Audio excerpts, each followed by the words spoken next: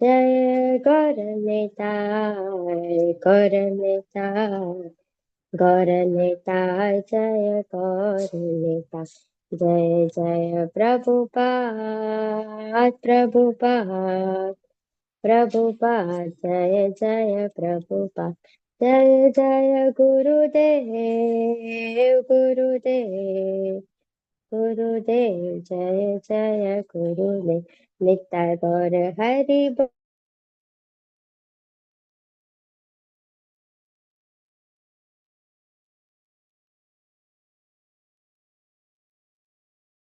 हरे कृष्णा। हरे कृष्णा प्रभु जी, दंडवत प्रणाम। धन्यवाद માતાજીનું प्रणाम। નેટવર્ક हरे ગયું कृष्ण લાગે છે. प्रभु जी दंडवत હરે प्रणाम માતાજી પ્રભુજી. લેવ થઈ ગયા, નેટવર્ક ગયું. ઓકે, ખૂબ ખૂબ સ્વાગત છે હરિસુંદર પ્રભુજી એન્ડ ઉર્મિલા સાધુ માતાજી, બીના શાહ માતાજી, આરતી ભોય માતાજી એન્ડ સુરક્ષા માતાજી. Thank you for your service. Mansi માતાજી, ખૂબ ખૂબ ધન્યવાદ સુંદર મજાના કીર્તન માટે. हरे હિરલ कृष्णा પાઠક प्रभु जी માતાજી, धन्यवाद। હરે हरे કૃષ્ણ कृष्ण વિક્રમી કૃષ્ણ પ્રભુ, હરે ભાનુબેન કૃષ્ણ એન્ડ પ્રભુજી, કૃષ્ણ દંડવત પ્રણામ. કૃપાલય પ્રભુ, હિરલ પાઠક માતાજી, લતા ઠક્કર માતાજી, હરે હરે કૃષ્ણ પ્રભુ. સોજિત્રા પ્રભુ, विशाल गावित प्रभु, हरे कृष्णा धनुष प्रणाम प्रभु, अमित आसर प्रभु, अराधिका सीता माता जी, भव सिंधु श्री चैतन्य प्रभु, हरे कृष्ण जयेंद्र मेवाड़ा प्रभु, जिज्ञासा पित्रोड़ा माता जी, महेश कापड़िया प्रभु जी, मानसी घायल माता जी, नम्रता माता जी, नैना नडियादरा माता जी, प्रीति माता जी, पूर्वी नायक माता जी, रीना देसाणी माता जी, सूर्यकांत पटेल प्रभु, सरोजबेन पटेल माता जी, विजय शाह प्रभु एंड यशोदानंद विलासिनी माताजी, हरि लीला देवी माताजी, हरे कृष्ण एंड कोई नाम बाकी रही गયું? ओके, हीना विपुल साकरिया माताजी, हेतल सोनी माताजी અને બધા જ વહાલા વૈષ્ણવો જે પોતાનો ખૂબ કિંમતી સમય, આરતી પટેલ માતાજી, प्रभु हरे कृष्णा, दंडवत प्रणाम। કૃષ્ણ કૃપાલય પ્રભુ, વેલકમ. હરે કૃષ્ણ ખૂબ પ્રભુજી. તમારો કિંમતી સમય કાઢી અને તમે અમારી સાથે જોડાયા છો, અમે ખૂબ ખૂબ આભારી છે. શ્રીમદ ભગવદ્ ગીતા લેવલ 1, 18 દિવસ 18 અધ્યાય, અને આજે આપણે 11મા અધ્યાયમાં પ્રવેશ કરવા જઈ રહ્યા છીએ. અત્યાર સુધી આપણે ભગવદ્ ગીતાના 10 અધ્યાયની ચર્ચાઓ પૂર્ણ કરી ચૂક્યા છીએ. અધ્યાયની શરૂઆત કરતા પહેલા ભગવાન શ્રી શ્રી રાધા ગોવિંદજીના ચરણોમાં ખૂબ ભાવપૂર્વક પ્રેમપૂર્વકની પ્રાર્થના આપણે સાથે મળીને મંગલાચરણ અર્પણ કરીશું. श्री राधा गोविंद भगवान की जय, श्री प्रभुपाद की जय।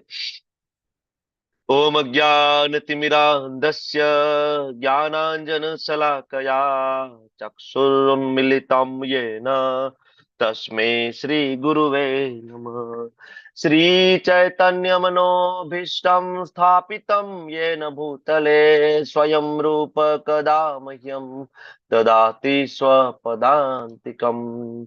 वन्देऽहं श्रीगुरो श्रीयुतापदकमलं श्रीगुरुन् वैष्णवांश्च श्रीरूपं साग्रजातं सागण रघुनाथान्वितं तं सजीवं साद्वैतं सावधूतं परिजनसहितं कृष्णा चैतन्यदेवं श्री राधा कृष्ण पादान् सहगण ललिता श्री विशाखान्वितंश्च। हे कृष्णा करुणा सिंधु दीनबंधु जगतपते गोपेश गोपिका कांत राधा कांत नमस्तुते। तप्त कांचन गौरांगी श्री राधे वृंदावनेश्वरी वृषभानुसुते देवी प्रणमामि हरिप्रिये।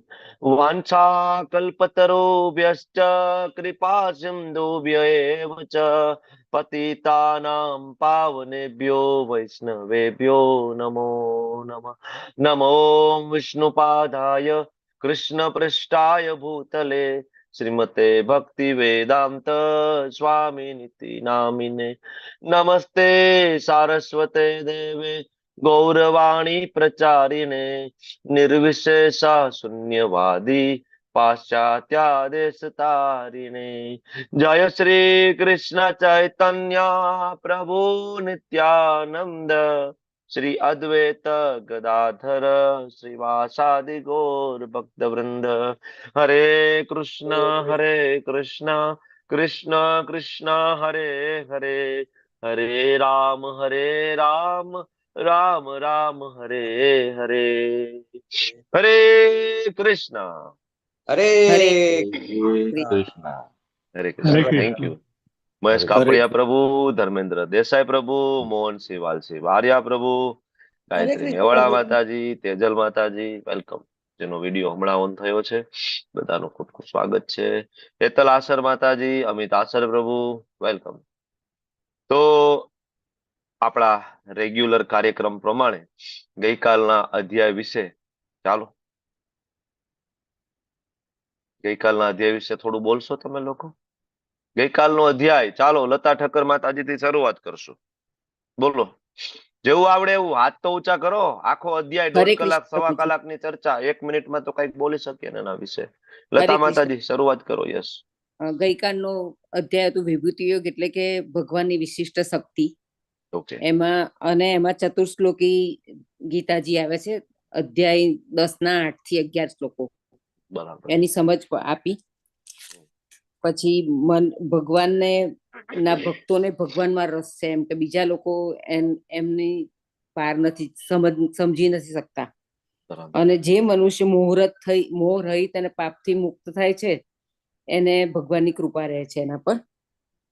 અને સર્વ ગ્રહ મંડળોના સ્વામી ભગવાન છે. ભગવાને એમની જુદી જુદી વિભૂતિઓ બતાવી, એટલે કે એમ કે નદીઓમાં ગંગાજી છે, હિમાલય પર્વત, એટલે આપણે એમ વિચારવાનું કે બધા મારા ભગવાનની શક્તિથી ભરપૂર છે એમ. ઓકે, ખૂબ સરસ. નેક્સ્ટ પૂર્વી નાયક માતાજી, થોડું એડ કરો ગઈકાલના અધ્યાયમાંથી. જે ભગવાનની અનન્ય ભક્તિ કરે છે એને યોગી કહેવાય છે, એને મહાત્મા કહેવાય છે. અને એના દરેક કાર્ય ભગવાન કરે છે, પણ જે ભગવાનને પૂર્ણ પુરુષોત્તમ તરીકે માનતા નથી, એની કોઈ ગતિ થતી નથી. હરે કૃષ્ણ પ્રભુજી. હરે કૃષ્ણ. Thank you. નૈના નડિયાદરા માતાજી, ગઈકાલના અધ્યાયમાંથી થોડું એડ કરો. હરે કૃષ્ણ પ્રભુજી. અધ્યાય 10 ના વર્ણનમાં કહે છે કે કૃષ્ણના ઐશ્વર્યના વર્ણન પર ધ્યાન કેન્દ્રિત કરવાથી, સાંભળવાથી ભક્તિમાં વધારો થાય છે. જોકે ભગવાન અર્જુનના આ રથ હાંકે છે, છતાં તેઓ સર્વવ્યાપક છે અને આખા બ્રહ્માંડનો આધાર આપે છે. તેથી અર્જુન ભગવાનના બધા સર્વવ્યાપક રૂપ જોવા ઈચ્છે છે. હરે કૃષ્ણ. Okay, thank you. બોલો, બીજા કોઈને કઈ કહેવું છે 11મો અધ્યાય, સોરી 10મા અધ્યાય વિશે? એનીબડી કઈ કહેવું છે વિભૂતિ યોગ વિશે? થોડું કન્ક્લુડ પૂરું થઈ ગયું? પ્રભુજી, ચતુશ્લોકી ગીતા આવે છે. એ આવી ગયું. નવા મુદ્દા કઈ એડ કરો, નવા મુદ્દા એડ કરો. જયેન્દ્ર પ્રભુ બોલો. હરે કૃષ્ણ પ્રભુ. 7 ઋષિઓના 4 કુમારોના નામમાં આવે છે. આપણી બધાની ઉત્પત્તિ. યસ. અને બ્રહ્માજીના 4 કુમારો છે, સનક કુમાર, સનાતન કુમાર અને સનદન કુમાર અને સનત કુમાર. બરાબર. 4 કુમારો છે બ્રહ્માજીના. ટૂંકમાં આપણે ઓરિજિનલ ઉત્પત્તિ ને આપણા ઓરિજિનલ જે આપણા ફોરફાધર કે જે આપણા કહો પૂર્વજો, એની ભગવાન ત્યાં નામજોગ ચર્ચા કરે છે કે ભાઈ તમે લોકો આના બાળકો છો. તો અહીંયા ડાર્વિનના ને બધાના ઉત્ક્રાંતિવાદનું ખંડન થાય છે. બરાબર. બીજા કોઈને કઈ ઉમેરવું છે? નહીં? નોબડી? 10મો અધ્યાય તત્વથી જાણવા. હરે કૃષ્ણ પ્રભુજી. હરે કૃષ્ણ. ભગવાનને તત્વથી જાણવા આપણે 4.9 કીધું છે, તે પછી 7.3 કીધું છે, ને આ એકાદા શ્લોકમાં આવે છે ભગવાનને તત્વથી જાણવા. એવા 3 અધ્યાયમાં ભગવાન તત્વથી જાણવા વિશે કહે છે. ઓકે, ખૂબ સરસ. ચાલો, બીજા કોઈને? પ્રભુજી. હાજી. ભગવાન એમ કે છે કે હું મારા એક અંશ માત્રથી સમગ્ર વિશ્વને ધારણ કરી રહ્યો છું. એકાંશ થેનસ્થી તો જગત. બરાબર છે. બીજા કોઈને કેવું છે? નવા પાર્ટિસિપન્ટ ક્યાં છે બધા કે હજી ઊંઘમાં છે? સૂર્યકાંત પટેલ પ્રભુ, શાહ પાયલ માતાજી, સંગીતા દરજી માતાજી, રીના દેસાણી માતાજી, પ્રીતિ માતાજી, પ્રકાશ કાનસરા પ્રભુ, આ બધા ક્યાં છે? માનસી ઘાયલ માતાજી. તમે પ્રશ્ન તો બહુ પૂછો છો, છેલ્લે ક્લાસ પૂરો થાય તો મને પ્રશ્ન પૂછવામાં તો તમે મારી અડધી કલાક ઉપરનો સમય લ્યો છો. અડધી પોણી કલાક જેટલો તમે મારો સમય લ્યો છો. અને જયારે હું તમને પ્રશ્ન પૂછું છું તો 5 મિનિટ નહીં, 8:05 ચાલુ કર્યું, જે 8:09 થઈ છે, 4 મિનિટમાં આપણે બધા નામ લે કે બોલો બોલો બોલો બોલો, 5 મિનિટ તમે ચર્ચા નથી કરતા. શાહ પાયલ માતાજી બોલો. પ્રભુજી 10મા અધ્યાયમાં ચતુશ્લોકી ગીતા છે અને વિભૂતિ વિશે જાણીએ તો ભગવાન માટે પ્રેમ થાય. ઓકે. ઉર્મિલા સાધુ માતાજી બોલો. હરે કૃષ્ણ પ્રભુજી, ભગવાન એવું કહે છે કે સમગ્ર જે ઐશ્વર્ય સૌંદર્ય છે, તેજસ્વી જે કઈ સર્જન છે એ બધું મારા એક તેજના સ્ફુલિંગ માત્રમાંથી ઉદ્ભવે છે. વેરી ગુડ, ખૂબ સરસ. સંગીતા દરજી માતાજી બોલો.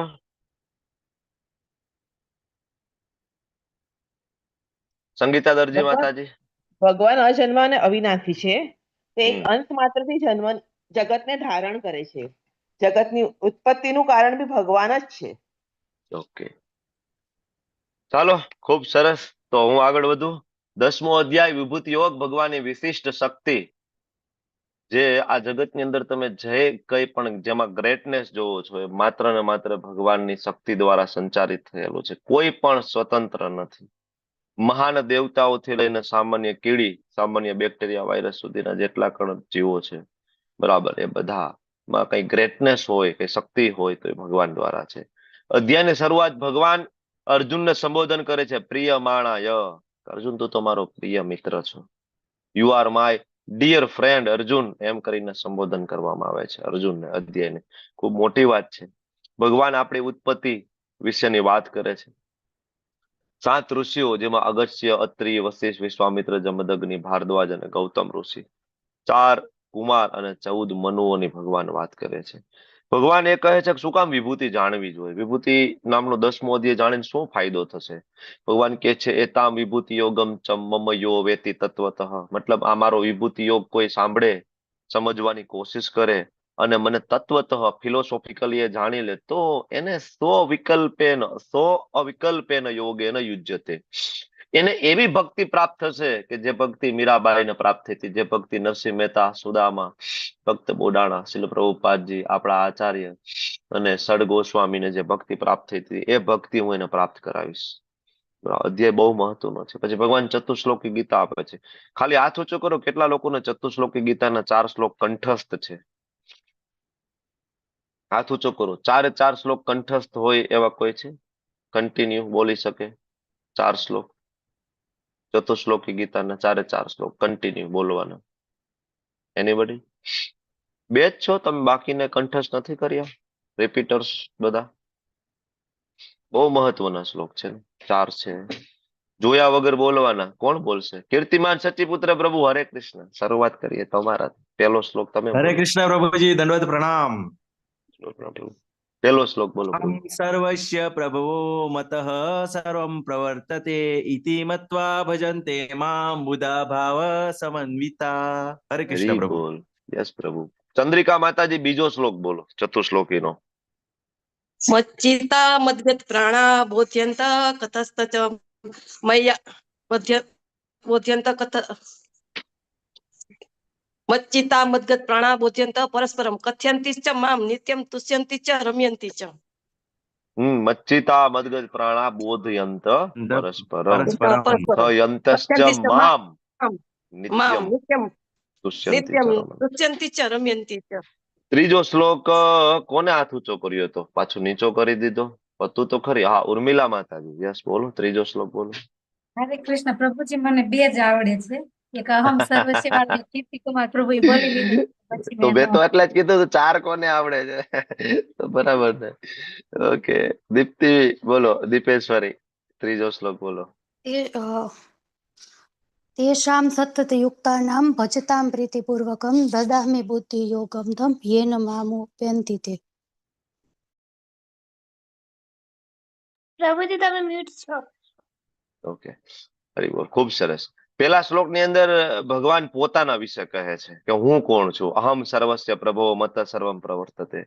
બરાબર, કે ભાઈ મારાથી જ બધું ચાલે છે. ભાઈ હું જ છું અલ્ટિમેટલી. પરમ સત્ય જે કહો તમે, પરમ ઈશ્વર, પરમ સત્ય, પૂર્ણ પુરુષો તમે, હું છું. તો બીજા શ્લોકમાં ભગવાન એના ભક્તો પાસે શું અપેક્ષા રાખે છે એ કહે છે, અને એના ઓલરેડી જે ભક્તો છે શું કરી રહ્યા છે એ ભગવાન એ કહે છે. મચ્ચિતા મદગદ પ્રાણા બોધ્યંત પરસ્પરમ કથયંત મામ નિત્યમ તુષ્યંતી ચ રમંતી છે. તો કોઈ આવું કરતું હોય તો ભગવાન એની સાથે શું કરે છે, ત્રીજો શ્લોક છે. તેસામ સતત યુક્તા નામ ભજતામ પ્રીતિપૂર્વકમ, ભગવાન દદામી બુદ્ધિ યોગમ એને આપે છે. તમ યન મામ ઉપયાંતિ, જેથી એ ભગવાન ધામ જઈ શકે. બરાબર. તો હવે ચોથો શ્લોક કોઈને આવડે છે? ભગવાન જયારે આ બુદ્ધિ યોગ આપે છે, હા બોલો. જોયા વગર બોલવાનો, જોયા વગર. પ્રભુજી ક્યાં જોઉં છું? અચ્છા જોયા વગર જ બોલું છું. બોલો બોલો. તેસામ એવા અનુકંપા અહમ અજ્ઞાન અજમ તમઃ નાસ્યામિ આત્મ ભાવસ્તો જ્ઞાન દીપેન ભાસ્વતા. હરી બોલ, ખૂબ સરસ. ચાલે તે આવડે છે સમેવા, પ્રભુજી શ્લોક. ઓકે, ખૂબ સરસ. તે સમેવા અનુકંપાર્થ અહમ અજ્ઞાનમ અજમ તમ નાશ્યામી આત્મ ભાવસ્તો જ્ઞાન દીપેન ભાસ્વતા. ભગવાન કે હું એના હૃદયમાં રહેલું બધું અજ્ઞાન દૂર કરી નાખીશ. પછી અર્જુન સ્તુતિ કરે છે, પરમ બ્રહ્મ પરમ ધામ. બરાબર. પછી અર્જુન ભગવાનને રિક્વેસ્ટ કરે છે. પ્રભુજી સ્તુતિ આવડે છે, બે યસ શ્લોક, માતાજી. 6 શ્લોક આવડે છે. ઓકે માતાજી, થેન્ક યુ. તો હવે આગળ અર્જુન કહે છે કે હું તમને કેવી રીતના યાદ કરી શકું, તમારું ચિંતન કેવી રીતના કરી શકાય. તો ભગવાન વિભૂતિનું વર્ણન કરે છે. 82 જેટલી ભગવાન ઓલમોસ્ટ વિભૂતિ આ અધ્યાયની અંદર કહે છે. 82 કે રુદ્રોની અંદર શંકર હું જ છું, શિવજી છે, મારામાંથી જ આવે છે. બરાબર. જે પણ તમે જુઓ, જેનામાં કઈ પણ ગ્રેટનેસ હોય, બરાબર, એ બધું મારા કારણે છે. આ બધી ચર્ચાઓના અંતે ભગવાન ગઈકાલે છેલ્લે કહે છે કે આ બધું વિગતવાર જાણવાની શું જરૂર છે, મારી વિભૂતિ તો અનંત છે. ખાલી એટલું જાણી લે ને કે ભાઈ ખાલી એક મારો જે અંશ, બરાબર, એ આખા જગતને એકાંશ અસ્તિત્વ જગત અનંત કોટી બ્રહ્માંડને ધારણ કરી શકે છે. એ સાથે ત્યાં અધ્યાય પૂરો થઈ ગયો. હવે આજે અધ્યાયની જે શરૂઆત થઈ રહી છે એ અધ્યાયનું નામ છે વિશ્વરૂપ દર્શન, 11મો અધ્યાય. બરાબર. અથવા વિશ્વરૂપ સંદર્શન યોગ એવું પણ નામ છે, અથવા તો વિરાટ સ્વરૂપ, આવી રીતના 3 અલગ અલગ. બરાબર.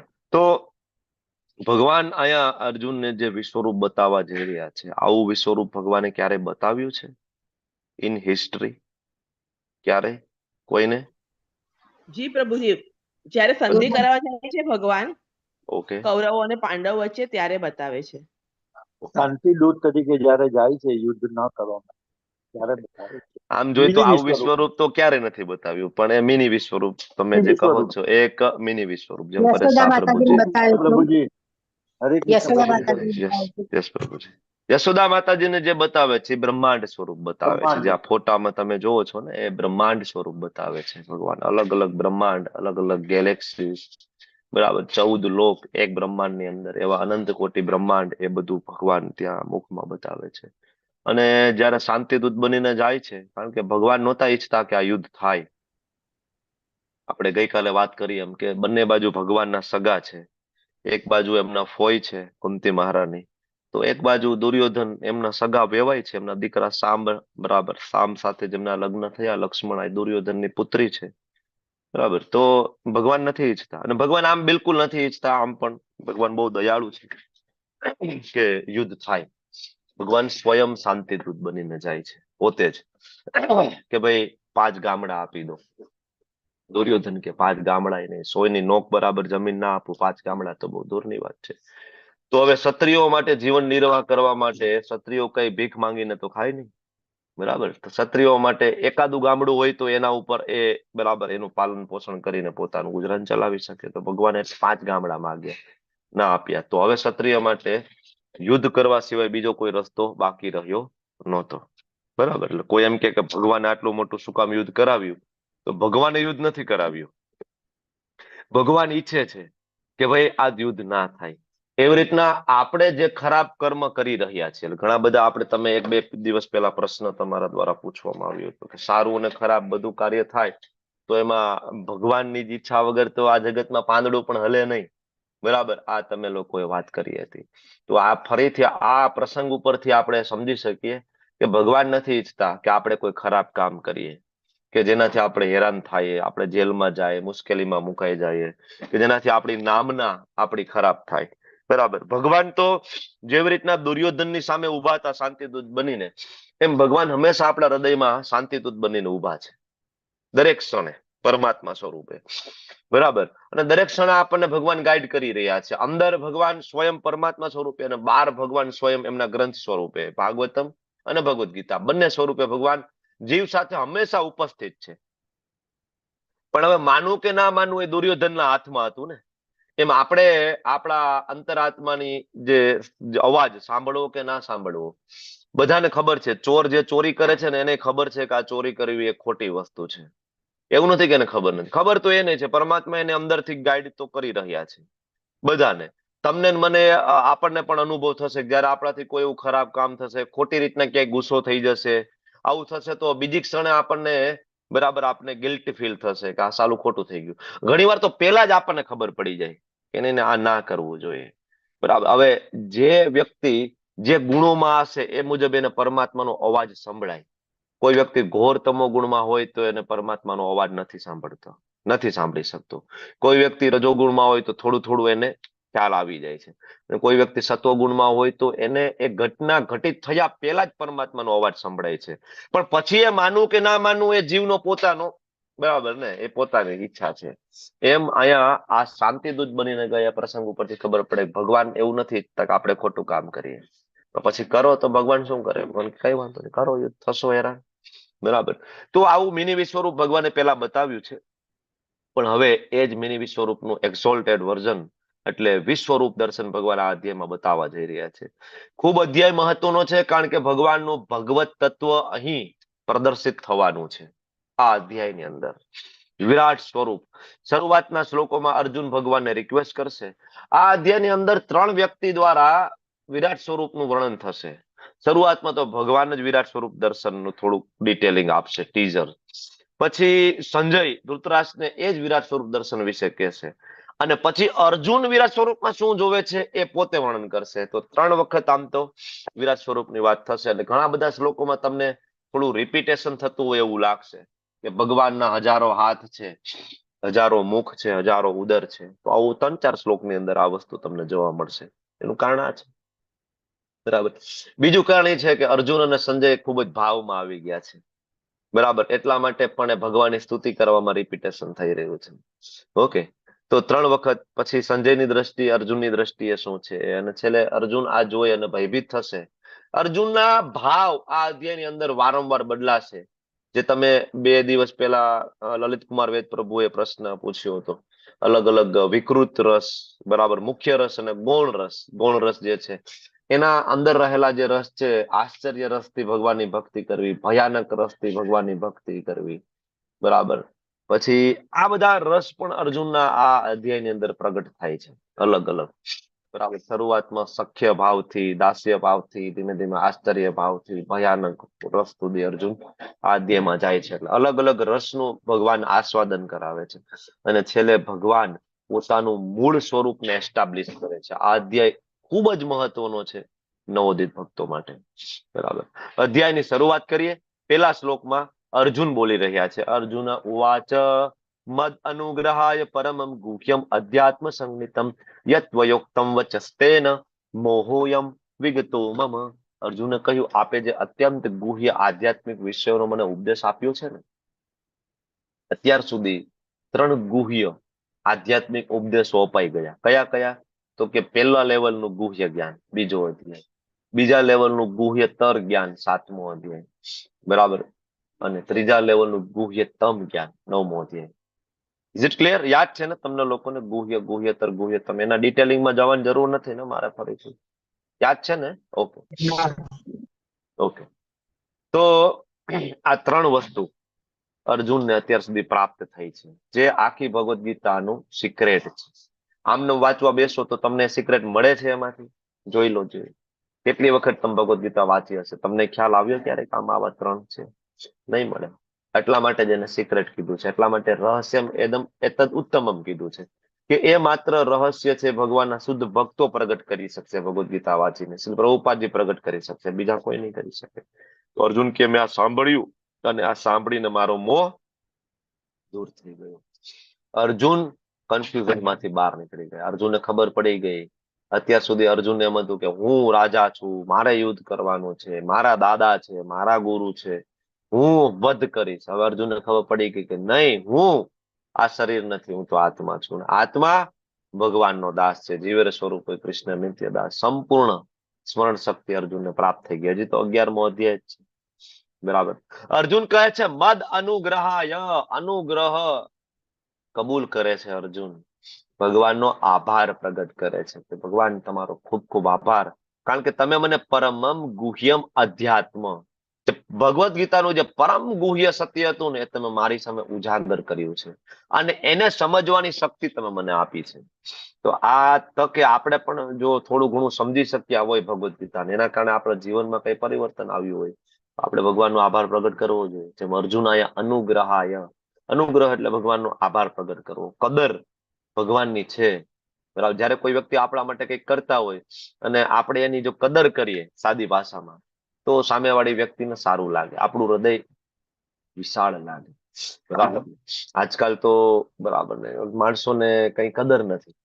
ગઈકાલે એક વ્યક્તિ મને મળ્યા, તો હું ભગવદ્ ગીતાની વાત કરતો હતો કે પ્રભુજી અમે તો કે ઘરમાં દીવાબત્તી નથી કરતા. સાદું, નહીતર આપણે કેવા હિન્દુ સનાતનમાં ભલે ભગવાનને માનતા હોય, ભક્ત હોય કે ના હોય, પણ એક રિચ્યુઅલ, એક રૂઢિ બાપ દાદા કરતા હતા, સવારે સાંજે 2 ટાઈમ ધૂપ દીવા કરીએ. બરાબર ને, એક દીવો પ્રગટાવીને 5 અગરબત્તી લઈને ફેરવીને મૂકી દઈએ, ભાવ હોય કે ના હોય, આ રિચ્યુઅલ આપણે ચાલે. એ કે અમે તો એ નથી કરતા. મેં કીધું કેમ? તો કે ભગવાન મને આપ્યું શું? એ કે મને કાંઈ નથી આપ્યું, કે હું શું કામ કેના દીવાબત્તી કરું? બરાબર. તો એ સમજી નથી શકતા કે ભગવાને જે આપ્યું છે એ તમને દેખાતું નથી. ભગવાને આટલું શરીર આપ્યું છે તમને, ભગવાને તમને મનુષ્ય શરીર આપ્યું છે જે રેરેસ્ટ છે. ભગવાને તમને મનુષ્ય શરીરની અંદર આપેલું આ આયુષ્ય, બરાબર, આ આયુષ્યની એક ક્ષણ છે એ કદાચ સામે 1 અબજ રૂપિયા આપો તો પણ એને રિપીટ નથી કરી શકાતું. કે ભાઈ બરાબર આજે 8 વાગે ક્લાસ ચાલુ થયો, 8:26 થઈ, આ 26 મિનિટ જતી રહી, કોઈ 26 લાખ રૂપિયા આપે તો પણ આ 26 મિનિટને રિપીટ કરી શકાતી નથી. પ્રભુજી પાછું 8 વાગ્યા વાળી મોમેન્ટ લઈ આવો તમે, જે માનસી માતાજીનું કીર્તન ચાલતું હતું. Is it possible? બરાબર. આપણે ભગવાનની કદર નથી. ભગવાને આપણને જે આપ્યું છે, આ મનુષ્ય શરીર આપ્યું છે, મનુષ્ય શરીરમાં બુદ્ધિ તત્વ આપ્યું છે, જેથી આપણે એને ઓળખી શકીએ, જેથી આપણે ભગવત ધામ જઈ શકીએ. બરાબર. આપણે મોહિત છીએ. તો આ ગુહ્ય શાસ્ત્રો આપણે સાંભળીશું તો આપણે મોહિતમાંથી, આપણી જે ભ્રમિત અવસ્થામાંથી બહાર નીકળીશું. રોજ સવારે એટલીસ્ટ ઉઠતી વખતે ભગવાનનો આભાર પ્રગટ કરવો જોઈએ. કેટલા લોકો રાત્રે સુવે છે, ઉઠતા જ નથી. બરાબર. 3 ટાઈમ જમીએ ત્યારે ભગવાનને પ્રાર્થના કરવી જોઈએ. ઇસ્કોનના દરેક ભક્તો જયારે પ્રસાદ પીરસાય એટલે તરત જ મહાપ્રસાદે ગોવિંદે નામ બ્રહ્મની વૈષ્ણવે સ્વલ્પ પુણ્યમતમ રાજન વિશ્વાસો ને એવું જાય છે. આમ કરીને 3 શ્લોક છે એની પ્રાર્થના ચાલુ કરે. ખૂબ ભગવાનને ભાવપૂર્વક પ્રાર્થના કરે, યાદ કરે, પછી પ્રસાદ ગ્રહણ કરે. ઇસ્કોનની અંદર પ્રભુપાદે આપણને બધાને આપ્યું છે. રાત્રે સૂતી વખતે ભગવાનને યાદ કરીને સૂવું જોઈએ. હવે જે લોકો મંગલા આરતી કરતા હોય, ઓબ્વિયસલી ભગવાનનું સ્મરણ કરતા કરતા જ એને નીંદર આવવાની છે, કારણ કે એને એક તો ચિંતા હોય કે જેમ મોડા સુઈશું એમ સવારે ઉઠવામાં તકલીફ પડવાની છે. બરાબર. એટલે રાત્રે સૂતી વખતે પણ ભગવાન યાદ રહે. ઘડિયાળમાં નજર હોય, એમાં જો કોઈ મહેમાન ઘરે આવી ગયા હોય, બરાબર, તો પછી એ ચિંતા હોય કે આ ક્યારે જશે, મારે ઉઠવાનો સમય છે 4 વાગે, અને આ બેઠા બેઠા અલક મલકની વાતો કરે છે ને આપણને આમાં કઈ રસ છે નહીં. તો મહેમાનની વાતોમાં તમારું ધ્યાન નથી, તમારું ધ્યાન કૃષ્ણમાં છે. આવું થાય કે નથી થતું કે ખાલી હું વાતો જ કરું છું? છે કોઈ આવા વિરલાઓ મંગલા આરતીમાં ઉઠે?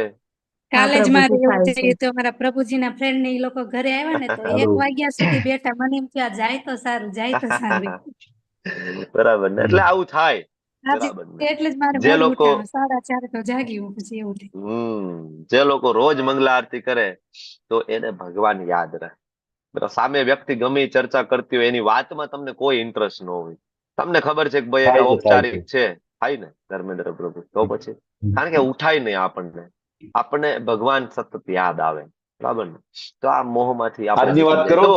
હાજી હાલો. હાજી હાજી અવાજ આવે છે, બોલો ને. આજે સવારમાં જાગ્યો, મંગળામાં જવા માટે નાઈ ધોઈ તિલક બિલક કરીને જતો હતો. મને એમ થયું લેને ઘડિયાળમાં જોઈ લો, 2:30 વાગ્યા હતા.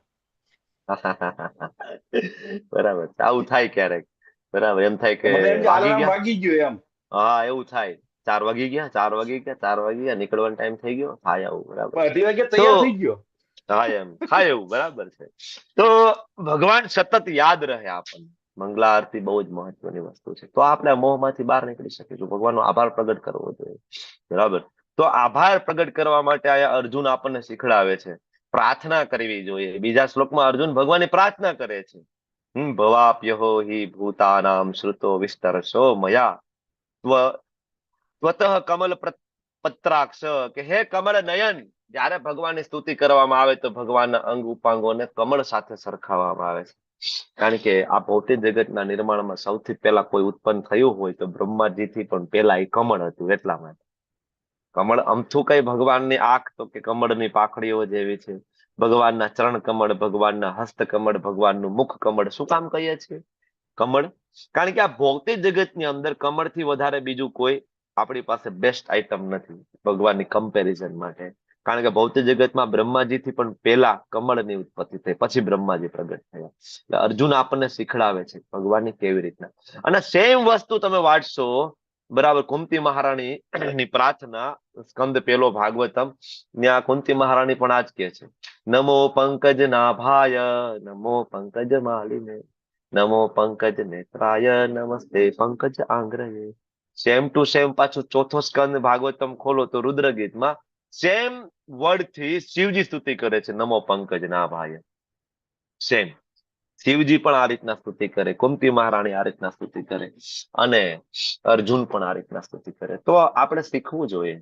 જે મહાન વૈષ્ણવો થયા, મહાન ભક્ત થયા, આપણે સ્તુતિ કરવી જોઈએ. મંદિરે જાય, દંડવત પ્રણામ કરીએ તો આપણે ત્યારે બોલવું જોઈએ, હે કૃષ્ણ કરુણા સિંધુ દીન બંધુ જગતપતે ગોપેશ ગોપિકા કાંત રાધા કાંત નમસ્તે તપ્ત કાંચન ગૌરાંગ રાધે વૃંદાવનેશ્વરી વૃષભાનુસુતે દેવ પ્રણમામી હરે પ્રિય. બરાબર, દંડવત પ્રણામ જયારે કરીએ તો આ સ્તુતિઓ બોલવી જોઈએ. ગુરુ મહારાજને પ્રણામ કરીએ તો ગુરુ મહારાજનો આપણે પ્રણામ મંત્ર બોલવો જોઈએ, પ્રભુપાદનો પ્રણામ મંત્ર બોલવો જોઈએ. એટલા માટે આ બધી પ્રણતિઓ છે. શું કામ મંગલાચરણ આપણે લઈએ છીએ? બરાબર, તમને લોકોને કંઠસ્થ થઈ જાય. તો આ બધી સ્તુતિઓ જે ભગવાનના ઉચ્ચ કોટીના ભક્તો દ્વારા સ્તુતિ કરવામાં આવી છે પેલા, તો એટલે આપણને નવી સ્તુતિ લખતા ના આવડે, પણ એને જે સ્તુતિ કરેલી એ રિપીટ કરીએ ને તો આપણે ઉદ્ધાર થઈ જાય. બરાબર, એટલે અર્જુન શીખડાવે છે આપણને કે ભગવાન તમે જીવ માત્રના ઉત્પત્તિ અને લય, બરાબર, આ બે વિશે તમે વિસ્તારપૂર્વક કીધું છે. ક્યાં કીધું છે ખબર છે? ઉત્પત્તિ અને લય વિશે, સર્જન અને પ્રલય 8મા અધ્યાયમાં. આપણે લેવલ 1 એટલું કવર નથી કર્યું એટલે તમને કદાચ યાદ નથી. બ્રહ્માજીનું આયુષ્ય, બ્રહ્માજીનું મૃત્યુ, બ્રહ્માજીનો એક દિવસ, મિની પ્રલય અને મહાપ્રલય, બંનેની ચર્ચા 8મા અધ્યાયમાં વિસ્તારપૂર્વક છે. જે તમે લોકો લેવલ 2માં આવશો ત્યારે આપણે ચર્ચા કરવાના છીએ. અર્જુન એટલે કે છે તમે મને આ કીધું છે. અને અક્ષય મહિમાનો અનુભવ કર્યો છે. અક્ષય મહિમા ક્યાં કહ્યો? 10મો અધ્યાય વિભૂતિ યોગ, ત્યાં ભગવાનનો અક્ષય મહિમા છે. અર્જુને તો એ ભગવાનનો મહિમા સાંભળ્યો ને, એનાથી એને અનુભવ કરી લીધો. સાંભળીને જ અનુભૂતિ થઈ ગઈ કે હા બરાબર છે. બરાબર, હે પુરુષોત્તમ, હે પરમેશ્વર, આપને સ્વયં આપના જણાવ્યા પ્રમાણેના વાસ્તવિક રૂપને મારી સમક્ષ તમે જે રીતના કીધું ને વિભૂતિ, હું તો જોઈ રહ્યો છું. મને બધું જ દર્શન થાય છે. બધું જ તમારામાંથી આવે છે. ઇન્દ્રની શક્તિ હોય, યમરાજની શક્તિ હોય, બૃહસ્પતિ હોય કે શુક્રાચાર્ય હોય, નારદજી હોય કે બધાને શક્તિમાન તમે કરી રહ્યા છો. આ હું જોઈ રહ્યો છું. તેમ છતાં આપ આ દ્રશ્ય જગતમાં કેવી રીતના પ્રવેશ્યા છો? હવે અર્જુન ભગવાનને એક ટ્રિકી ક્વેશ્ચન કરે છે. હવે વિભૂતિ યોગ ભગવાન આખો કહી દીધો. ભગવાને કીધું કે ભાઈ હું તો પર્વતોમાં હિમાલય છું, નદીઓમાં હું ગંગા છું, ઋષિમુનિઓમાં હું નારદ છું, રુદ્રોમાં હું શંકર છું. તો અર્જુન એમ કે છે કે ભાઈ તમે મને કયો કેવી રીતના આ બધું છે, મારી તો જોવાની ઈચ્છા છે, મારે તો દર્શન કરવા. તો આનો શું મતલબ કે અર્જુનને કઈ ભગવાન ઉપર ડાઉટ છે? ના ના, ઠીક છે, તમે આ ગપ્પા મારતા હોય એવું લાગે છે, થોડુંક વધારે પડતું થઈ ગયું કૃષ્ણ. બરાબર, તમે કહો રુદ્રમાં હું શંકર છું, બરાબર, હું યમરાજ છું, હું ઇન્દ્ર છું. બરાબર, અર્જુનને કઈ ડાઉટ છે ભગવાન ઉપર? નથી. બરાબર, હમણાં હું તમને પ્રશ્ન પૂછું છું, શું કામ તો વિશ્વરૂપ દર્શન નું રિક્વેસ્ટ કરી રહ્યા છે? બરાબર, આગળ હજી અર્જુન ભગવાનને કે છે મન્યસે યદિ તત્ શક્યમ મયા દ્રષ્ટુમિતિ પ્રભુ, કે ભાઈ શક્ય હોય તો, ફોર્સ નથી કરતો. આ બહુ મહત્વનો શ્લોક છે અને આની અંદર રહેલો અર્જુનનો જે ભાવ, જે એટીટ્યુડ છે, એટીટ્યુડ બહુ મહત્વનો છે, આપણે શીખવો જોઈએ. અર્જુન ભગવાનને કહે છે કે પ્રભુ હે યોગેશ્વર, જો હું આપને આપના વિશ્વરૂપના દર્શનનો અધિકારી લાગતો હોય ને તો આ દર્શન કરવા દેજો. ઘણી વખત આપણે અમુક યાત્રાધામમાં ગયા હોય, બરાબર, ઘણી વખત આપણને દર્શન ના થાય, બીજા બધાને દર્શન થાય. વૈષ્ણવો એને કહેવાય કે બીજા વૈષ્ણવોના દર્શન થકી એને સંતોષ થઈ જાય. બરાબર હશે ભાઈ, મારો અત્યારે અધિકાર નહીં હોય તો મને દર્શન નથી પ્રાપ્ત થયા, મને બીજી કઈક સેવા મળી છે, શું કે બરાબર, પણ મારા બીજા વૈષ્ણવોને દર્શન થયા એનાથી આપણને સંતોષ થઈ જવું જોઈએ. બરાબર, ઘણી વખત આપણે જોયું છે મંગલા આરતી ઓલો જે દીપ આવે, બરાબર, તો પડાપડી થઈ જાય, બરાબર, એ આરતી લેવા માટે આમ ઢગલો થઈ જાય, ધક્કા મૂકી થઈ જાય. હકીકત વૈષ્ણવ હોય ને, બીજાને આરતી, સિનિયર વૈષ્ણવ જે આરતી લે ને, એને જોવાથી જ એને સંતોષ પ્રાપ્ત થઈ જાય, જોવાથી. બરાબર, કારણ કે બધાની એક અધિકાર ક્ષેત્ર હોય છે. બરાબર, એટલે અર્જુન એમ કે છે કે મને એ અધિકાર ક્ષેત્ર, તમને એવું લાગે કે મારો એ અધિકાર છે તો કૃપા કરીને મને દર્શન આપજો. નહીતર it is not compulsory. Compulsory નથી કે તમે મને વિશ્વરૂપ બતાવો જ. આપણે તો 16 માળા કરતા હોય, બરાબર, થોડોક ટાઈમ, અને મંગલા આરતીમાં થોડાક દિવસ ગયા હોય, બરાબર, તો આપણો ભગવાન સાથેનો ભાવ એવો છે કે ના ના, કમ્પલસરી હું હેરાન થવો જ ન જોઈએ. હું તો તમારો ભક્ત છું, મારા જીવનમાં મુશ્કેલી ના આવી જોઈએ, મને દુઃખ ના પડવું જોઈએ, હું બીમાર ના પડવો જોઈએ, બરાબર, આવું થવું જ ન જોઈએ. જો થાય તો માળા મુકાઈ જાય, તરત ભક્તિ થઈ જાય બંધ આપણી. બરાબર, એટલે અહીં અર્જુન પાસેથી આ એટીટ્યુડ જે છે ને અર્જુનનો, ભગવાન સાથેનો જે સંબંધનો, એ એટીટ્યુડ આપણે શીખવું જોઈએ. તમને ઠીક લાગે એમ, તમે સંપૂર્ણ સ્વતંત્ર છો, બરાબર, સંબંધની અંદર સ્વતંત્રતા આપવી જરૂરી છે. સેમ વસ્તુ ભગવાન શ્રી ચૈતન્ય મહાપ્રભુ શિક્ષાષ્ટકમના છેલ્લા શ્લોકમાં કહે છે. કયો છેલ્લો શ્લોક છે શિક્ષાષ્ટકમનો? બોલો, રોજ સવારે ગાવ છો મંગલા આરતી. બોલો બોલો, આખો બોલો. આશ્લિષ્યવા આદરતામ પિનષ્ટમામ સહ યથા દદાવા વિદ્દધાતુ લંપટો નાથસ્તુ સેવના પરઃ. એનો અર્થ શું થાય? ભગવાન કૃષ્ણ મને આલિંગન આપે કે ના આપે, પણ હું ભગવાનને શરણાગત છું. આલિંગન આપે કે ના આપે, અથવા તો પગની તળે ભલે મને રગ દોડી દે, કચડી નાખે તોય મને વાંધો નથી, છતાંય મારા સદાકાળ સ્વામી છે, એમાં કોઈ ફેરફાર નથી થવાનો. આ આપણો ભાવ છે. એવું નહીં કે જીવનનો ગુડી ગુડી ટાઈમ છે, સારો પીરિયડ છે તો ભક્તિ કરી લઈએ. મોટા ભાગે આવું થાય છે, મોટા ભાગે. બરાબર, 5 વર્ષ 10 વર્ષ લોકો ભક્તિ કરતા હોય, જીવનમાં થોડી મુશ્કેલી આવે, ભક્તિ છૂટી જાય. કોઈ પ્રિય પાત્ર છોડીને જતું રહે, મૃત્યુ થઈ જાય, ભક્તિ છૂટી જાય. બરાબર, તો આ શિક્ષાષ્ટકમ શું કામ રોજ વાંચીએ છીએ સવારમાં? એટલા માટે વાંચીએ છીએ. અર્જુનનો જ એ ભાવ છે, શુદ્ધ ભક્તનો ભાવ છે. ભગવાન ચૈતન્ય મહાપ્રભુ સ્વયં એ ભાવ આપણને આપવા આવ્યા છે. આપણો આ એટીટ્યુડ હોવો જોઈએ.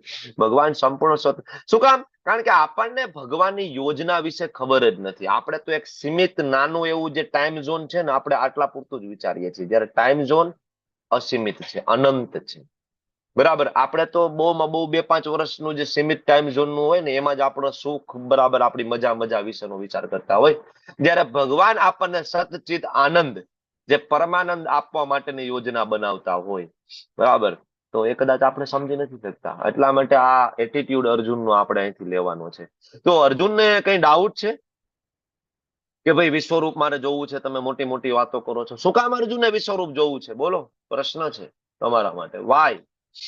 રાધિકા માતાજીથી શરૂઆત કરીએ, બોલો. કૃષ્ણ પ્રભુ એમ કે કલયુગમાં કોઈ પોતાને નહીં કહી દે કે ભગવાન છે હીરાએ, તો તેના માટે હીરાએ આપના બધા માટે પૂછે છે, જોઈ છે કે પછી કલયુગમાં ખબર હતી કે ઘણા બધા આવા ઉભા થઈ જશે. ખૂબ સરસ.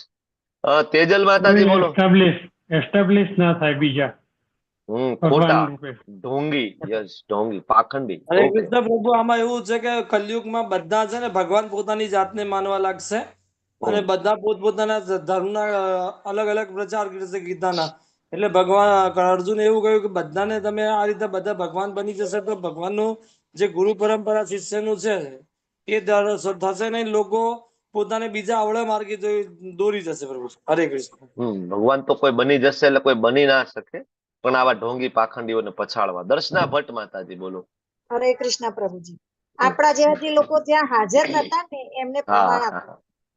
તમારી સામે સ્લાઇડ ઓપન છે, જો આ મુખ્ય 3 કારણ છે. પહેલું કારણ છે અર્જુનનો વિશ્વાસ વધારવા, એટલે કે અર્જુન એટલે કે ભગવાનના જેટલા પણ ભક્તો છે એનો વિશ્વાસ વધી જાય. ભગવાનનું ભગવત તત્વ જોઈ અને ભગવાનના જે નવોદિત ભક્તો હોય એનો વિશ્વાસ વધી જાય. ઓહો, આ ભગવાન છે. જનરલી કેવું હોય કે આમ ભગવાન 2 હાથ વાળા હોય, થોડા ભગવાન હોય. ભગવાન તો 1000 હાથ હોય, 1000 મસ્તક હોય, વિકરાળ સ્વરૂપ હોય. આવું હોય તો ભગવાન કઈક લાગે ને. આમ ગ્રેટનેસ થી આપણે આકર્ષિત થાય છે ને. વિભૂતિ યોગ ભગવાને શું કામ આપ્યું? કારણ કે આ જીવનો સ્વભાવ છે કે ગ્રેટનેસ થી આકર્ષિત થઈ જવું. બરાબર ને? ગઈકાલે આપણે વાત કરી હતી કે ભાઈ ક્રિકેટની વાત આવે તો આપણે સચિનની વાત કરીએ છીએ, વિરાટ કોહલી અને ધોનીની વાત કરીએ, બોલિવૂડમાં અમિતાભ બચ્ચન, સલમાન ખાન, શાહરુખ ખાનની વાત કરીએ. શું કામ બીજાની વાત નથી આપણે કરતા? બહુ કારણ કે આપણે આકર્ષિત છીએ જે તે ફિલ્ડના ગ્રેટનેસ, બરાબર, જે ગ્રેટ હોય એની. ભગવાનને ખબર હતી એટલે ભગવાને એનું જે ગ્રેટનેસ જે છે એનું ઐશ્વર્ય છે પ્રગટ કર્યું. તો ભગવાન એના ભક્તોનો વિશ્વાસ વધારે છે પ્રચાર કરવા માટે. ત્રીજું, જે લોકો હાજર નથી આપણા જેવા એના માટે પ્રમાણે. ત્રીજું, ભવિષ્યમાં જે દેવતાઓ માટે માપદંડની સ્થાપના, એક એસ્ટાબ્લિશ કરવાનો છે, બેન્ચમાર્ક. બરાબર, કારણ કે ભગવાનને ખબર હતી, કૃષ્ણ દ્વાપરના અંતે આવ્યા, કૃષ્ણને ખબર હતી કે હવે હું જેવો આ ધરાતલ છોડીને જઈશ, કળિયુગ આવી રહ્યો છે. કળિયુગની અંદર આવા કેટલાય બધા પાખંડીઓ આવશે, બરાબર, કે જે પોતાની જાતને ભગવાન સાબિત કરવા માટે મચશે. આજે તમને જાણીને આશ્ચર્ય થશે કે ઓરિજિનલ 4 વૈષ્ણવ સંપ્રદાયની મેં તમને જે વાત કરી છે, બ્રહ્મ, શ્રી, રુદ્ર, બરાબર, અને કુમાર, આના સિવાયના જેટલા પણ મત અને પંથ છે, બહારથી જોતા તમને વૈષ્ણવ લાગશે. બહારથી જોતા તિલક કરતા હોય, કેટલા બધા તો એમાં કહેવાય કે કેસરી કપડા પહેરેલા હોય, આ બધું તમને લાગશે. પણ એ બધા મત અને પંથની ઇન્ટરનલ ફિલોસોફી જયારે તમે સમજવા જશો તો કાં તો એ લોકો એના ગુરુને ભગવાન માને છે, કાં તો એ લોકો એના સ્વામીને ભગવાન માને છે, કાં તો એ લોકો જે પ્રવચન કરે છે પોતાની જાતને ભગવાન માને છે, અને કાં તો એ તમને ભગવાન બનાવવા માટેની વાત કરે છે. આના સિવાય 5મી વાત નથી એની પાસે. તમારે જ્યાં રિસર્ચ કરવું એ કરી લો. હું કોઈ મત અને પંથ, જે પંથ એનું અત્યારે નામ નથી લેતો, પણ બધાની ઇન્ટરનલ જે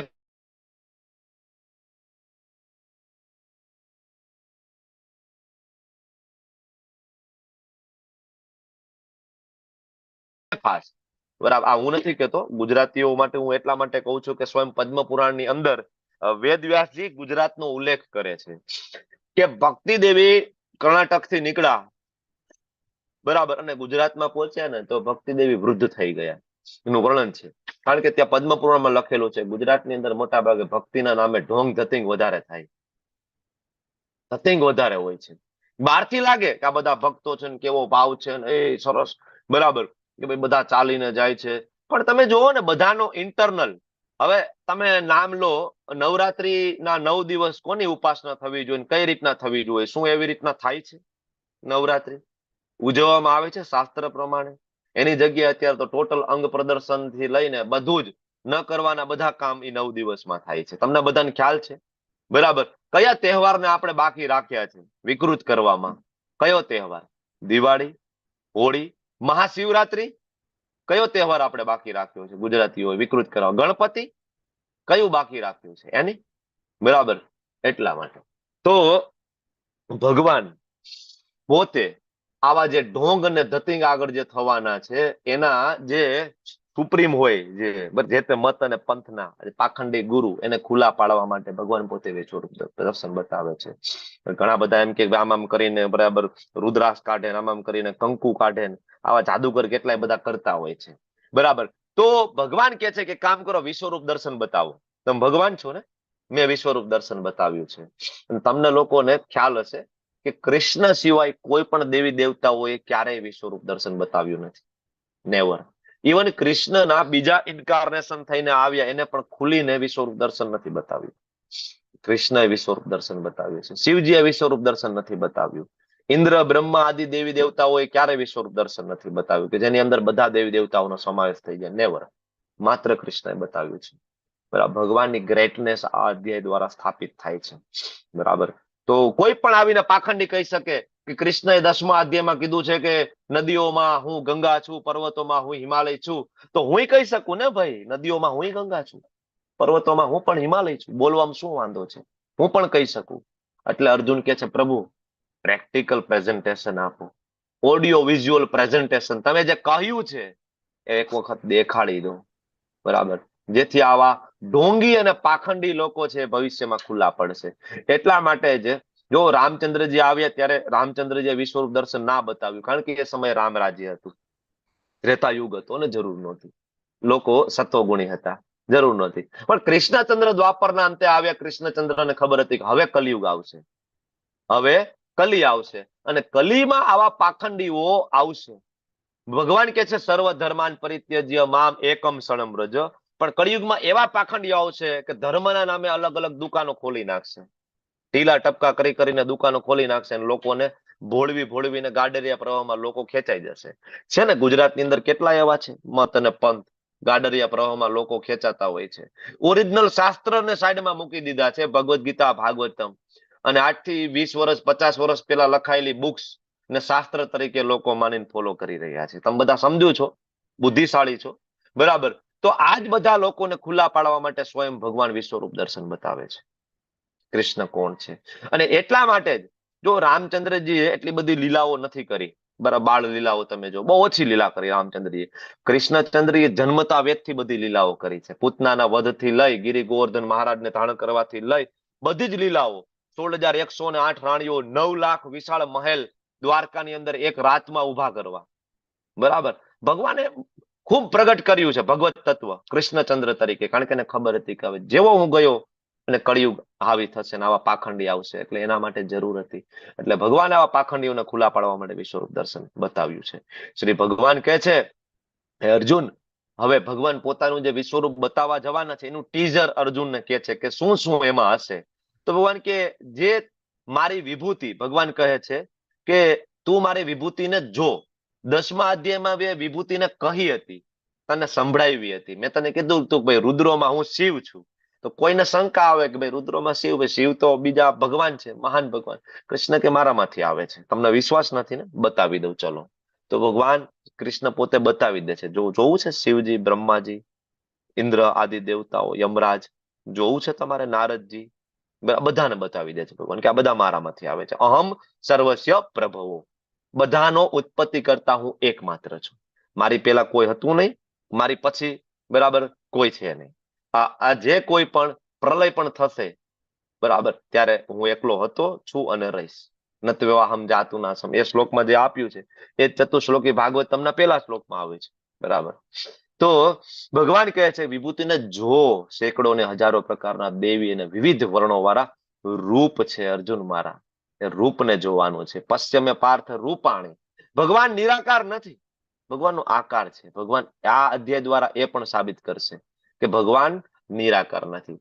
ઓકે. અને હવે કહે છે ભારત, તું જો આદિત્યો, 12 આદિત્ય, 8 વસુ, 11 રુદ્ર અને 2 અશ્વિની કુમારો, 33 કોટી દેવતા આપણે કહીએ છીએ ને હિન્દુ સનાતનમાં, 33 કરોડ 33 કોટી દેવતા, આ 33 થાય સરવાળો મારો. 12 આદિત્યો, 11 વસુ, સોરી 8 વસુ, 12 આદિત્ય, 8 વસુ, 11 રુદ્ર અને 2 અશ્વિની કુમાર, એનો સરવાળો કેટલો થાય? 33. આ 33 કોટી દેવતા છે, શાસ્ત્રમાં જે વર્ણન છે. ભગવાન કે બધાને બતાવી દઉં, કોઈ બાકી નહીં રહે. ભગવાન કે બધાને બતાવી દઉં છું.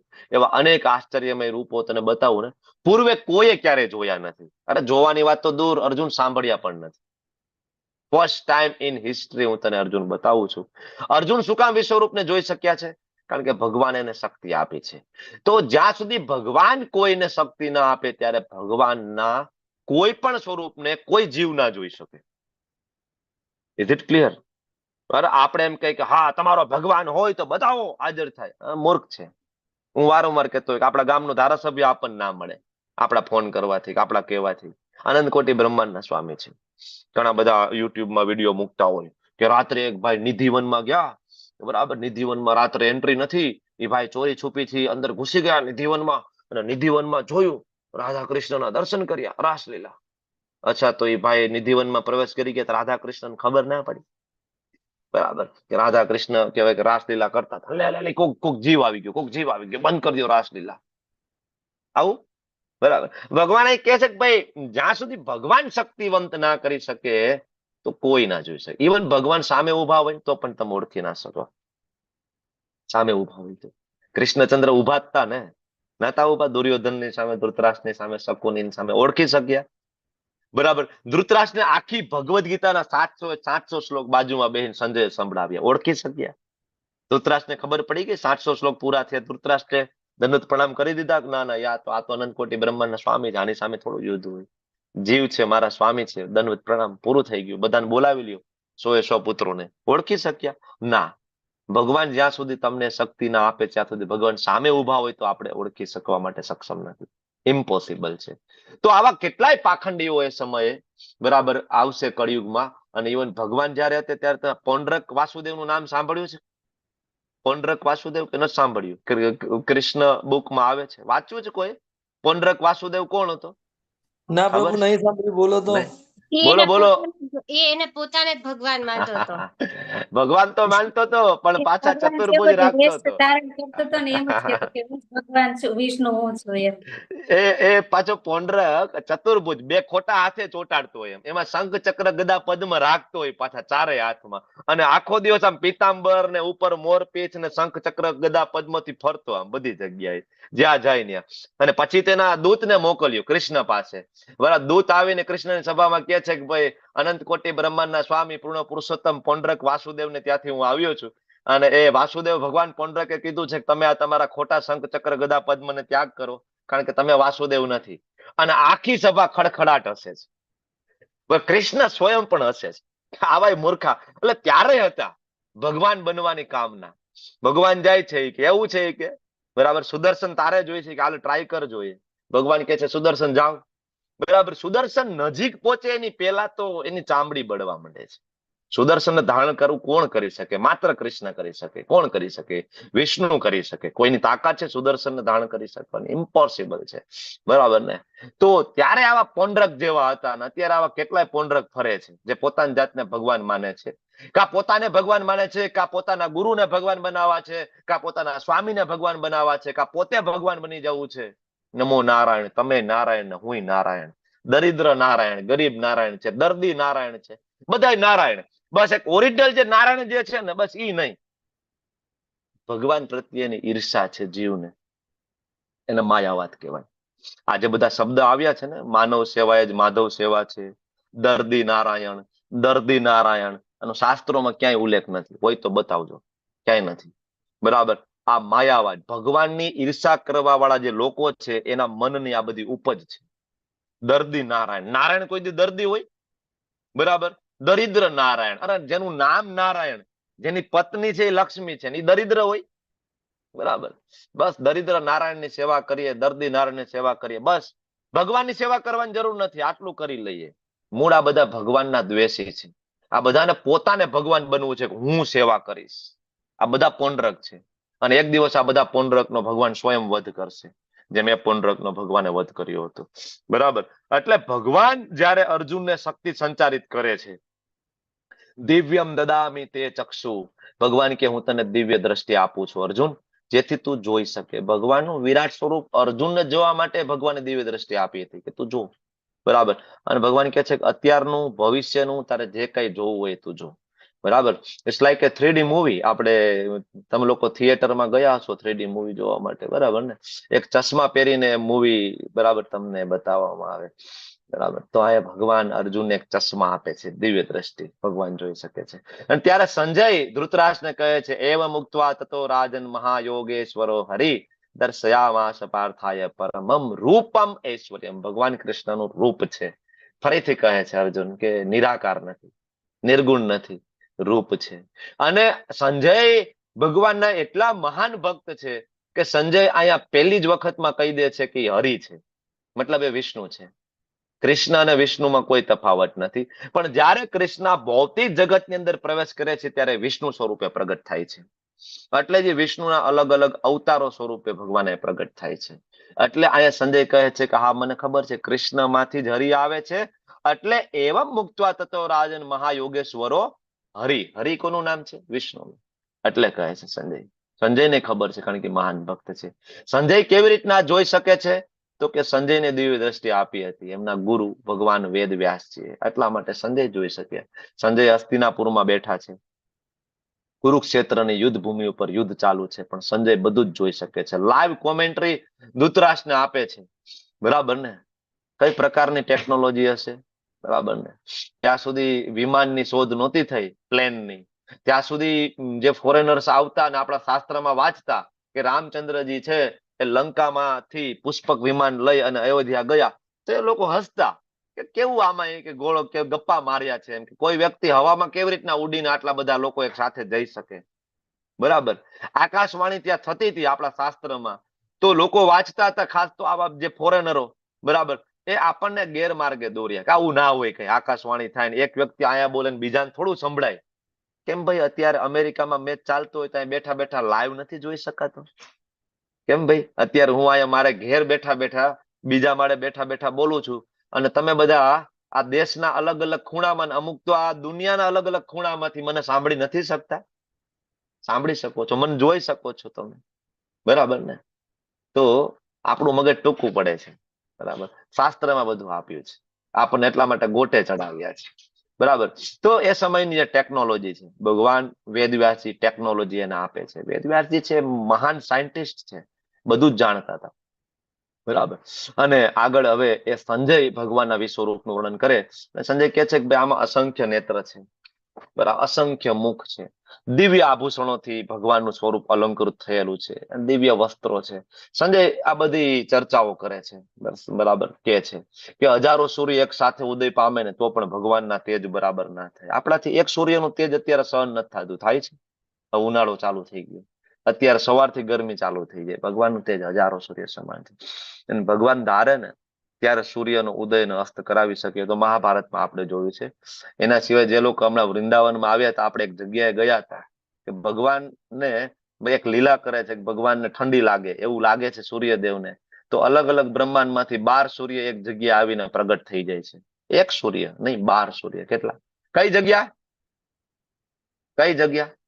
ગયા હતા? કોને યાદ છે? હમણાં વૃંદાવન ગયા એ જગ્યા આજે પણ છે કે જ્યાં કૃષ્ણ બેઠા. હા, દ્વાદશ આદિત્ય ટીલા, બરાબર. ત્યાં કોનું મંદિર છે? કોનું મંદિર છે વૃંદાવનમાં દ્વાદશ આદિત્ય ટીલા? મદન મોહન, બરાબર. આજે પણ એ જગ્યા છે, બરાબર. ભગવાન 12 સૂર્યને એક સાથે પ્રગટ કરે છે, બરાબર. તો હજારો સૂર્ય સમાન ભગવાનનું તેજ છે, બરાબર. અને હજારો સૂર્ય સમાન તેજ હોય એના સાથે પણ ભગવાનનું તેજ કમ્પેરિઝન ના થાય. તે વખતે અર્જુન ભગવાનના વિશ્વરૂપમાં એક જ સ્થાનમાં હજારો ભાગોમાં વિભક્ત બ્રહ્માંડો જોયા. એક બ્રહ્માંડમાં આપણે વાત કરી હતી કે 14 લોક છે અને આવા અસંખ્ય બ્રહ્માંડ છે. અર્જુન એક જ જગ્યાએ બેઠા બેઠા એ અસંખ્ય બ્રહ્માંડ જોવે છે. બધામાં 14 લોકના દર્શન કરે છે. બધામાં ગર્ભોદક્ષાય વિષ્ણુ જોવે છે. બધામાં નીચે અનંત શેષની શૈયા ઉપર સૂતા છે ગર્ભોદક્ષાય વિષ્ણુ. 14 લોક એના નાભીમાંથી કમળ નીકળે, ઉપર સૌથી ઉપર બ્રહ્માજી, આ બધું જોવે છે અર્જુન, બરાબર. અલગ અલગ લોક, કારણ કે વિભક્ત થયેલા બ્રહ્માંડોનું અનંત આવિર્ભાવો મહાવિષ્ણુના રંધ્રોમાંથી. આવિર્ભાવ એટલે પ્રગટ થવું, બરાબર. કે મહાવિષ્ણુએ શ્વાસ બહાર કાઢ્યો, બ્રહ્માંડ પ્રગટ થયું. અર્જુન આ પણ જોઈ શકે છે, બરાબર. ત્યારે અર્જુન મૂંઝાઈ જાય છે, આશ્ચર્યચકિત થઈ જાય છે કે આટલું બધી શક્તિ છે કૃષ્ણની. રોમાંચિત થઈ જાય છે અને હવે પ્રણામ કરે છે, મસ્તક નમાવે છે, ભગવાનને દંડવત પ્રણામ કરે છે, સ્તુતિ કરવા લાગે છે. કોણ સ્તુતિ ના કરે, બરાબર. ત્યારે અર્જુન કહે છે, પશ્યામિ દેવાસ્તવ દેવ દેહે સર્વા તથા ભૂત વિશેષ સંઘાન બ્રહ્માણમીશમ કમલાસનસ્થમ ઋષિશ્ચ સર્વાનુરંગાશ્ચ દિવ્યાન. કેટલા બધા સુંદર મજાના શ્લોક છે, સરસ મજાનો રાગ છે. અર્જુન દ્વારા થયેલી સ્તુતિ છે આની. ભગવાન કૃષ્ણ આપના દેહમાં સર્વ દેવો અન્ય વિવિધ જીવોને એકત્રિત થયેલા જોઉં છું. કમળના આસન ઉપર બિરાજમાન બ્રહ્માજી એટલે કે સૌથી ઉપર, મેં હમણાં વાત કરી એમ સૌથી ઉપરનું બ્રહ્માજીનું લોક, તથા શિવજી, બરાબર. અને સર્વ ઋષિઓ જોવે છે અને સાથે સાથે દિવ્ય સર્પ. દિવ્ય સર્પ ક્યાં છે? બ્રહ્માંડની એક્ઝેક્ટ નીચે, કે જ્યાં ભગવાન અનંત શેષ ઉપર સુતા.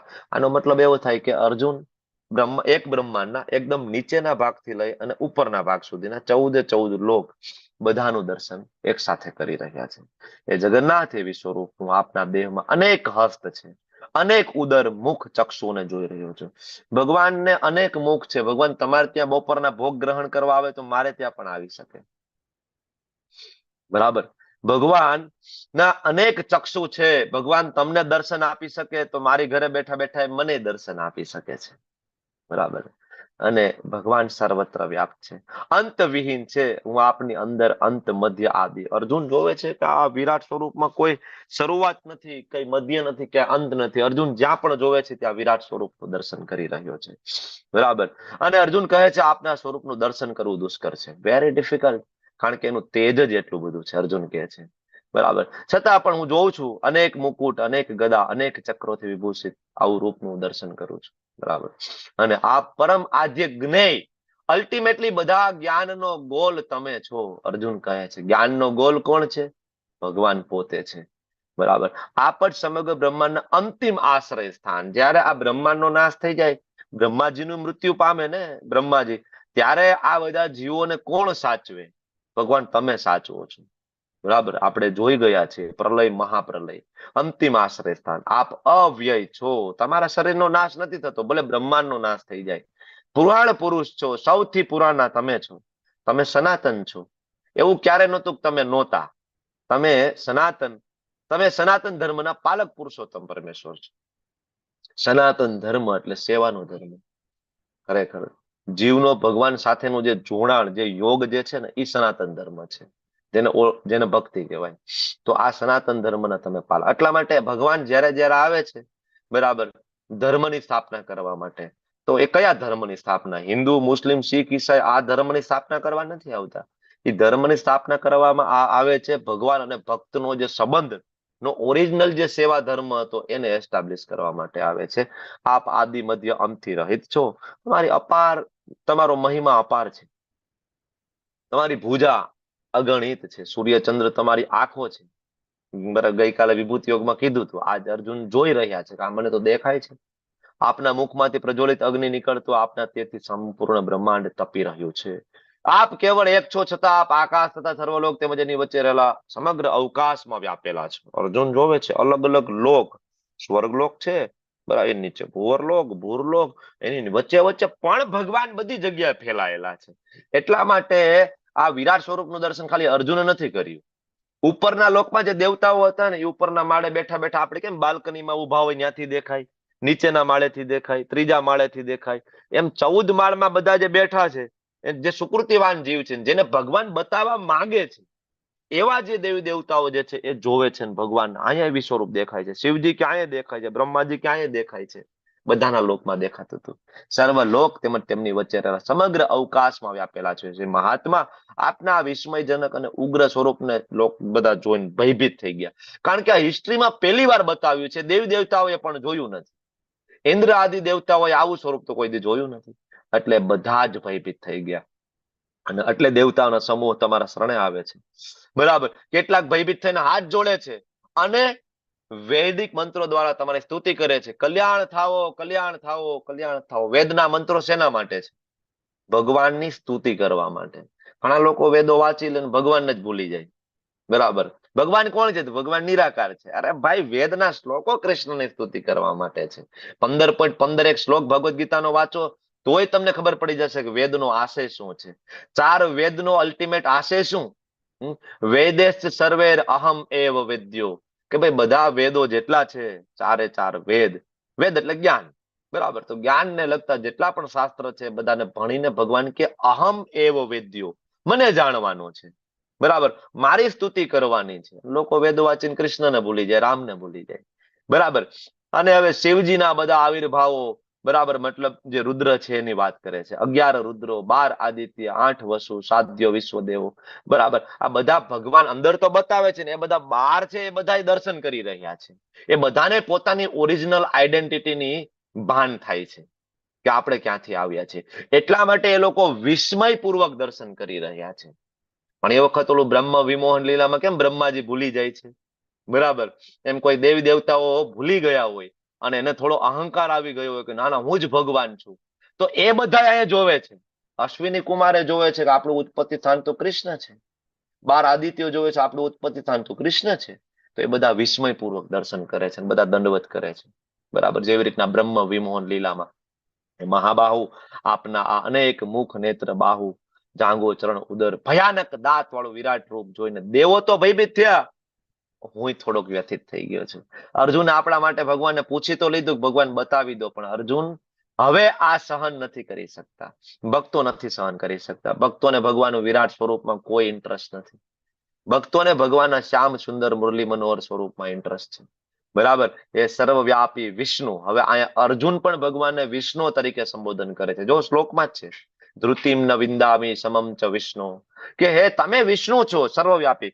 કારણ કે કૃષ્ણ આ ભૌતિક જગતમાં ડાયરેક્ટ ઇન્વોલ્વ થતા નથી. યાદ કરો 9મા અધ્યાયના અચિંત્ય ભેદાભેદ વાળા શ્લોક. એમાં ભગવાન કહે છે ને બધું મારામાં છે પણ હું તેમનામાં નથી.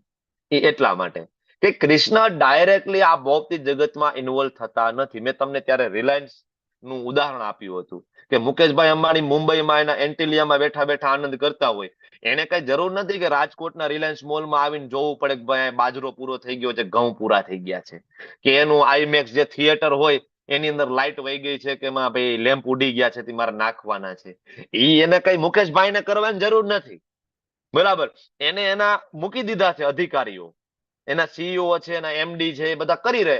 એમ ભગવાન અનંત કોટી બ્રહ્માંડના જે સ્વામી કૃષ્ણ છે, ગોલોક વૃંદાવન ધામમાં બિરાજે છે, દરેક બ્રહ્માંડના 3 સીઈઓ એને મૂકી દીધા છે, બ્રહ્મા, વિષ્ણુ અને મહેશ.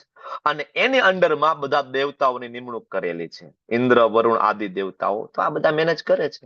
એટલે અહીંયા અર્જુન કહે છે તમે વિષ્ણુ તરીકે પ્રવેશ કરો છો. કારણ કે ભગવાન વિરાટ સ્વરૂપ બતાવે છે, એ ભગવાનનું વિષ્ણુ સ્વરૂપનો ટેમ્પરરી અવતાર છે, પરમેનન્ટ નથી.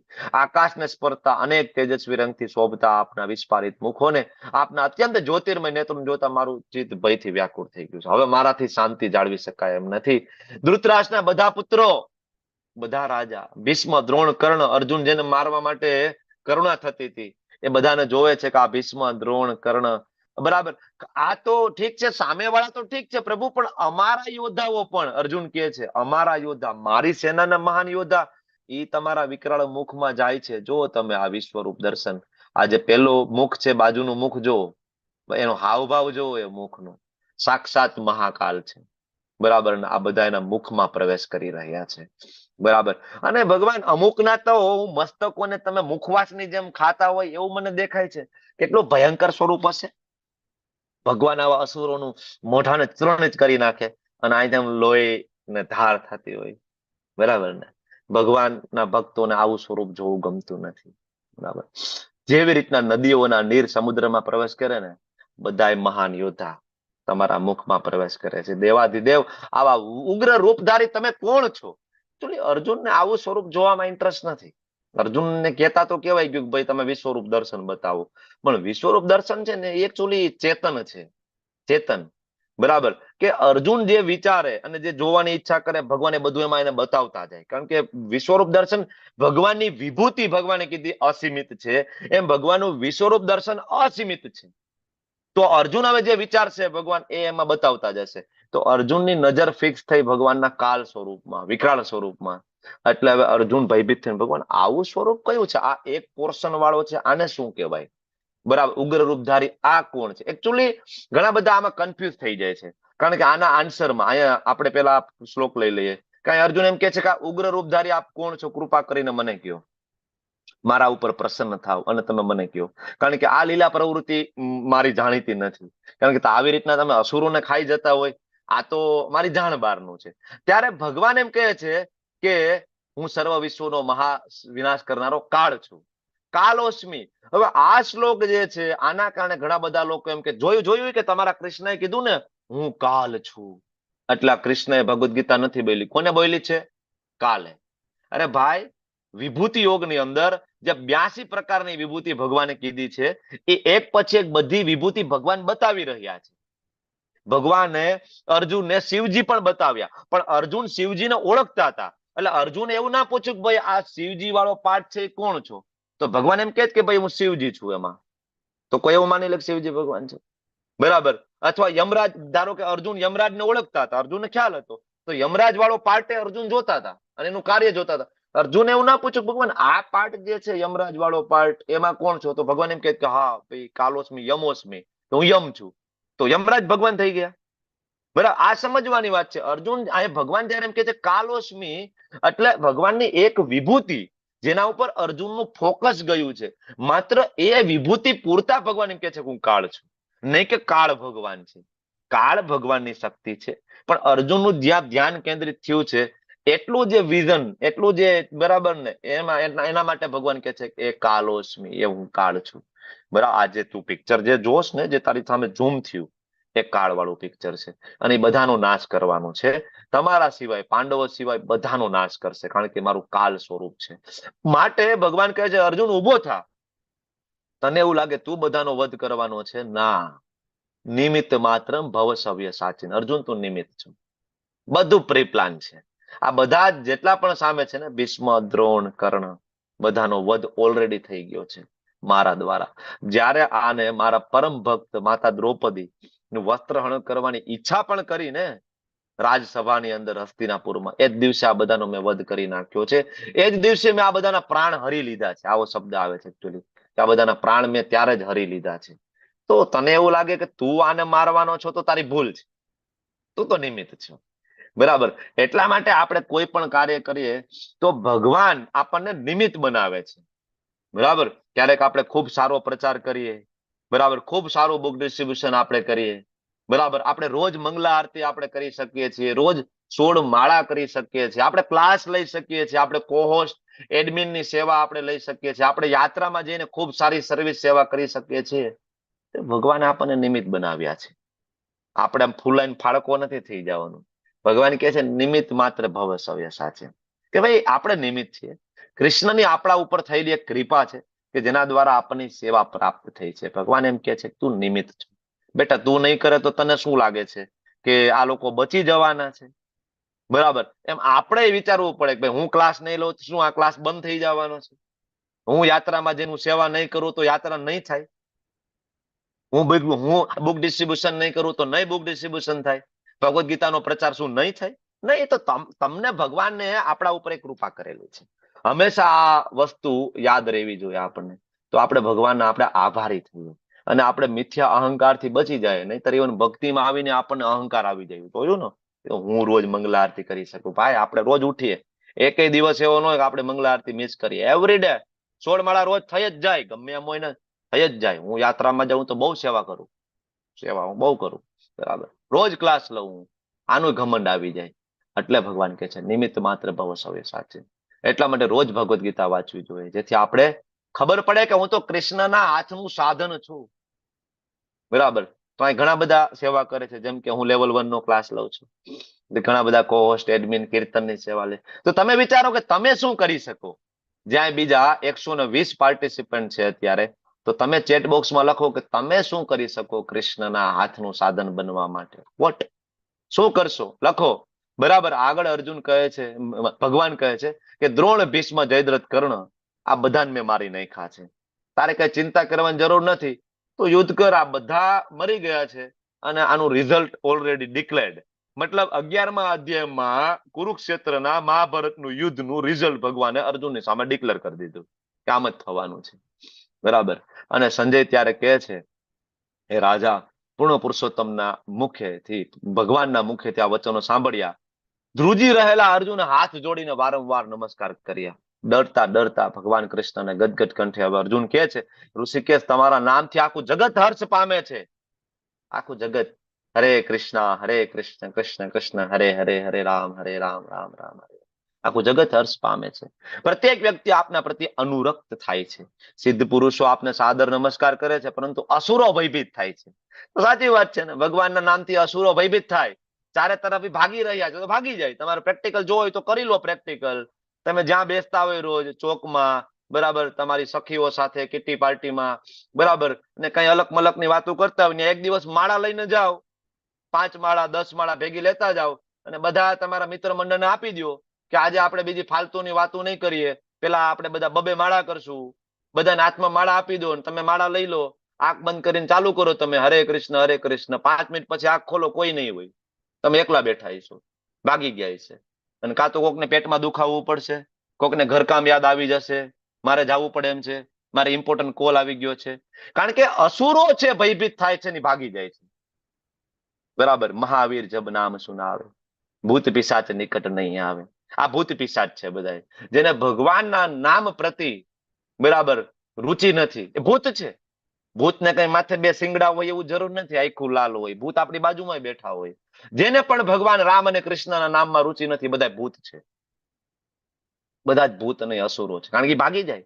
એને રામના નામમાં, રામની કથામાં, કૃષ્ણના નામમાં, કૃષ્ણની કથામાં ઇન્ટરેસ્ટ ના હોય, એ ભાગી જાય. એને તમે બીજી બધી લૌકિક ચર્ચા કરો, મજા આવે, પણ જેવી તમે ભગવદ્ ગીતા ભાગવતમની વાતો કરો, ભાગી જશે. એટલે સમજી લેવાનું કે આ ઈ જ છે જેનું વર્ણન ભગવદ્ ગીતામાં થયું છે. બરાબર. અસુર, રાક્ષસ. મહાત્મા બ્રહ્માથી પણ તમે શ્રેષ્ઠ છો. શું કામ? કારણ કે બ્રહ્માને જન્મ આપનારા તમે છો ને. અર્જુનને ખબર છે. શું કામ તમને પ્રણામ ના કરે? એ દેવેશ જગન નિવાસ, આ પરમ અવિનાશી સ્ત્રોત છો, સર્વ કારણોના આપણે તમે કારણરૂપ છો.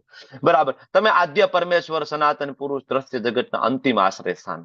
છેલ્લે કોઈ આશ્રય ના આપે, તમે એક જ છો આશ્રય આપવા વાળા. બરાબર. અને અર્જુન કહે છે કે અત્યાર સુધી તો મને એવું તો તમે મારા મિત્ર છો, તો મેં તમને હે યાદવ, હે કૃષ્ણ, હે સખા, મેં તો તમને આવા સંબોધન કર્યા છે પ્રભુ. અર્જુનને યાદ આવે છે. અર્જુન ક્ષમા માગે, પ્રભુ ભૂલાઈ ગયું. આપણે બે મામા ફોઈના ભાઈઓ, તમે મારે ત્યાં વેકેશન કરવા આવો, હું તમારે ત્યાં વેકેશન કરવા આવું, તો મારાથી તો આવું ઘણી વાર થઈ ગયું. બરાબર. આપણે ક્યારેક વિનોદમાં આપણે વિશ્રામ કરતા હોય ત્યારે, ક્યારેક સાથે સૂતા હોય, ક્યારેક સાથે બેઠા હોય, ક્યારેક જમતા હોય, ક્યારેક એકલા હોય ત્યારે મેં તમારી બહુ મસ્તી કરી છે, એ તો ઠીક છે પ્રભુ. ક્યારેક તો બધા ભેગા થયા હોય મામા ફોઈના આપણે, અને ત્યારે તમને એકલાને કોર્નર કરીને અમે બધાએ તમારી મસ્તી કરી છે. પણ હવે મને યાદ આવે છે, તમે તો અનંત કોટી બ્રહ્માંડના સ્વામી છો. એવું નહોતું કે અર્જુનને પેલા યાદ નહોતું. ભગવાન અર્જુનને પેલા યોગ માયામાં મૂકીને રાખે છે, જેથી ભગવાન એની સાથે ભક્ત વાળો જે સંબંધ છે એનું આસ્વાદન કરે. ભગવાનને ગમે છે એકચ્યુઅલી એ સંબંધનું આસ્વાદન કરવું. બરાબર. એટલે આગળ કહે છે, મારા માટે અભૂતપૂર્વ એવા આપના આ વિશ્વરૂપના દર્શન કરીને હું આનંદ વિભોર થયો છું. મન ભયથી વિચલિત છે પ્રભુ.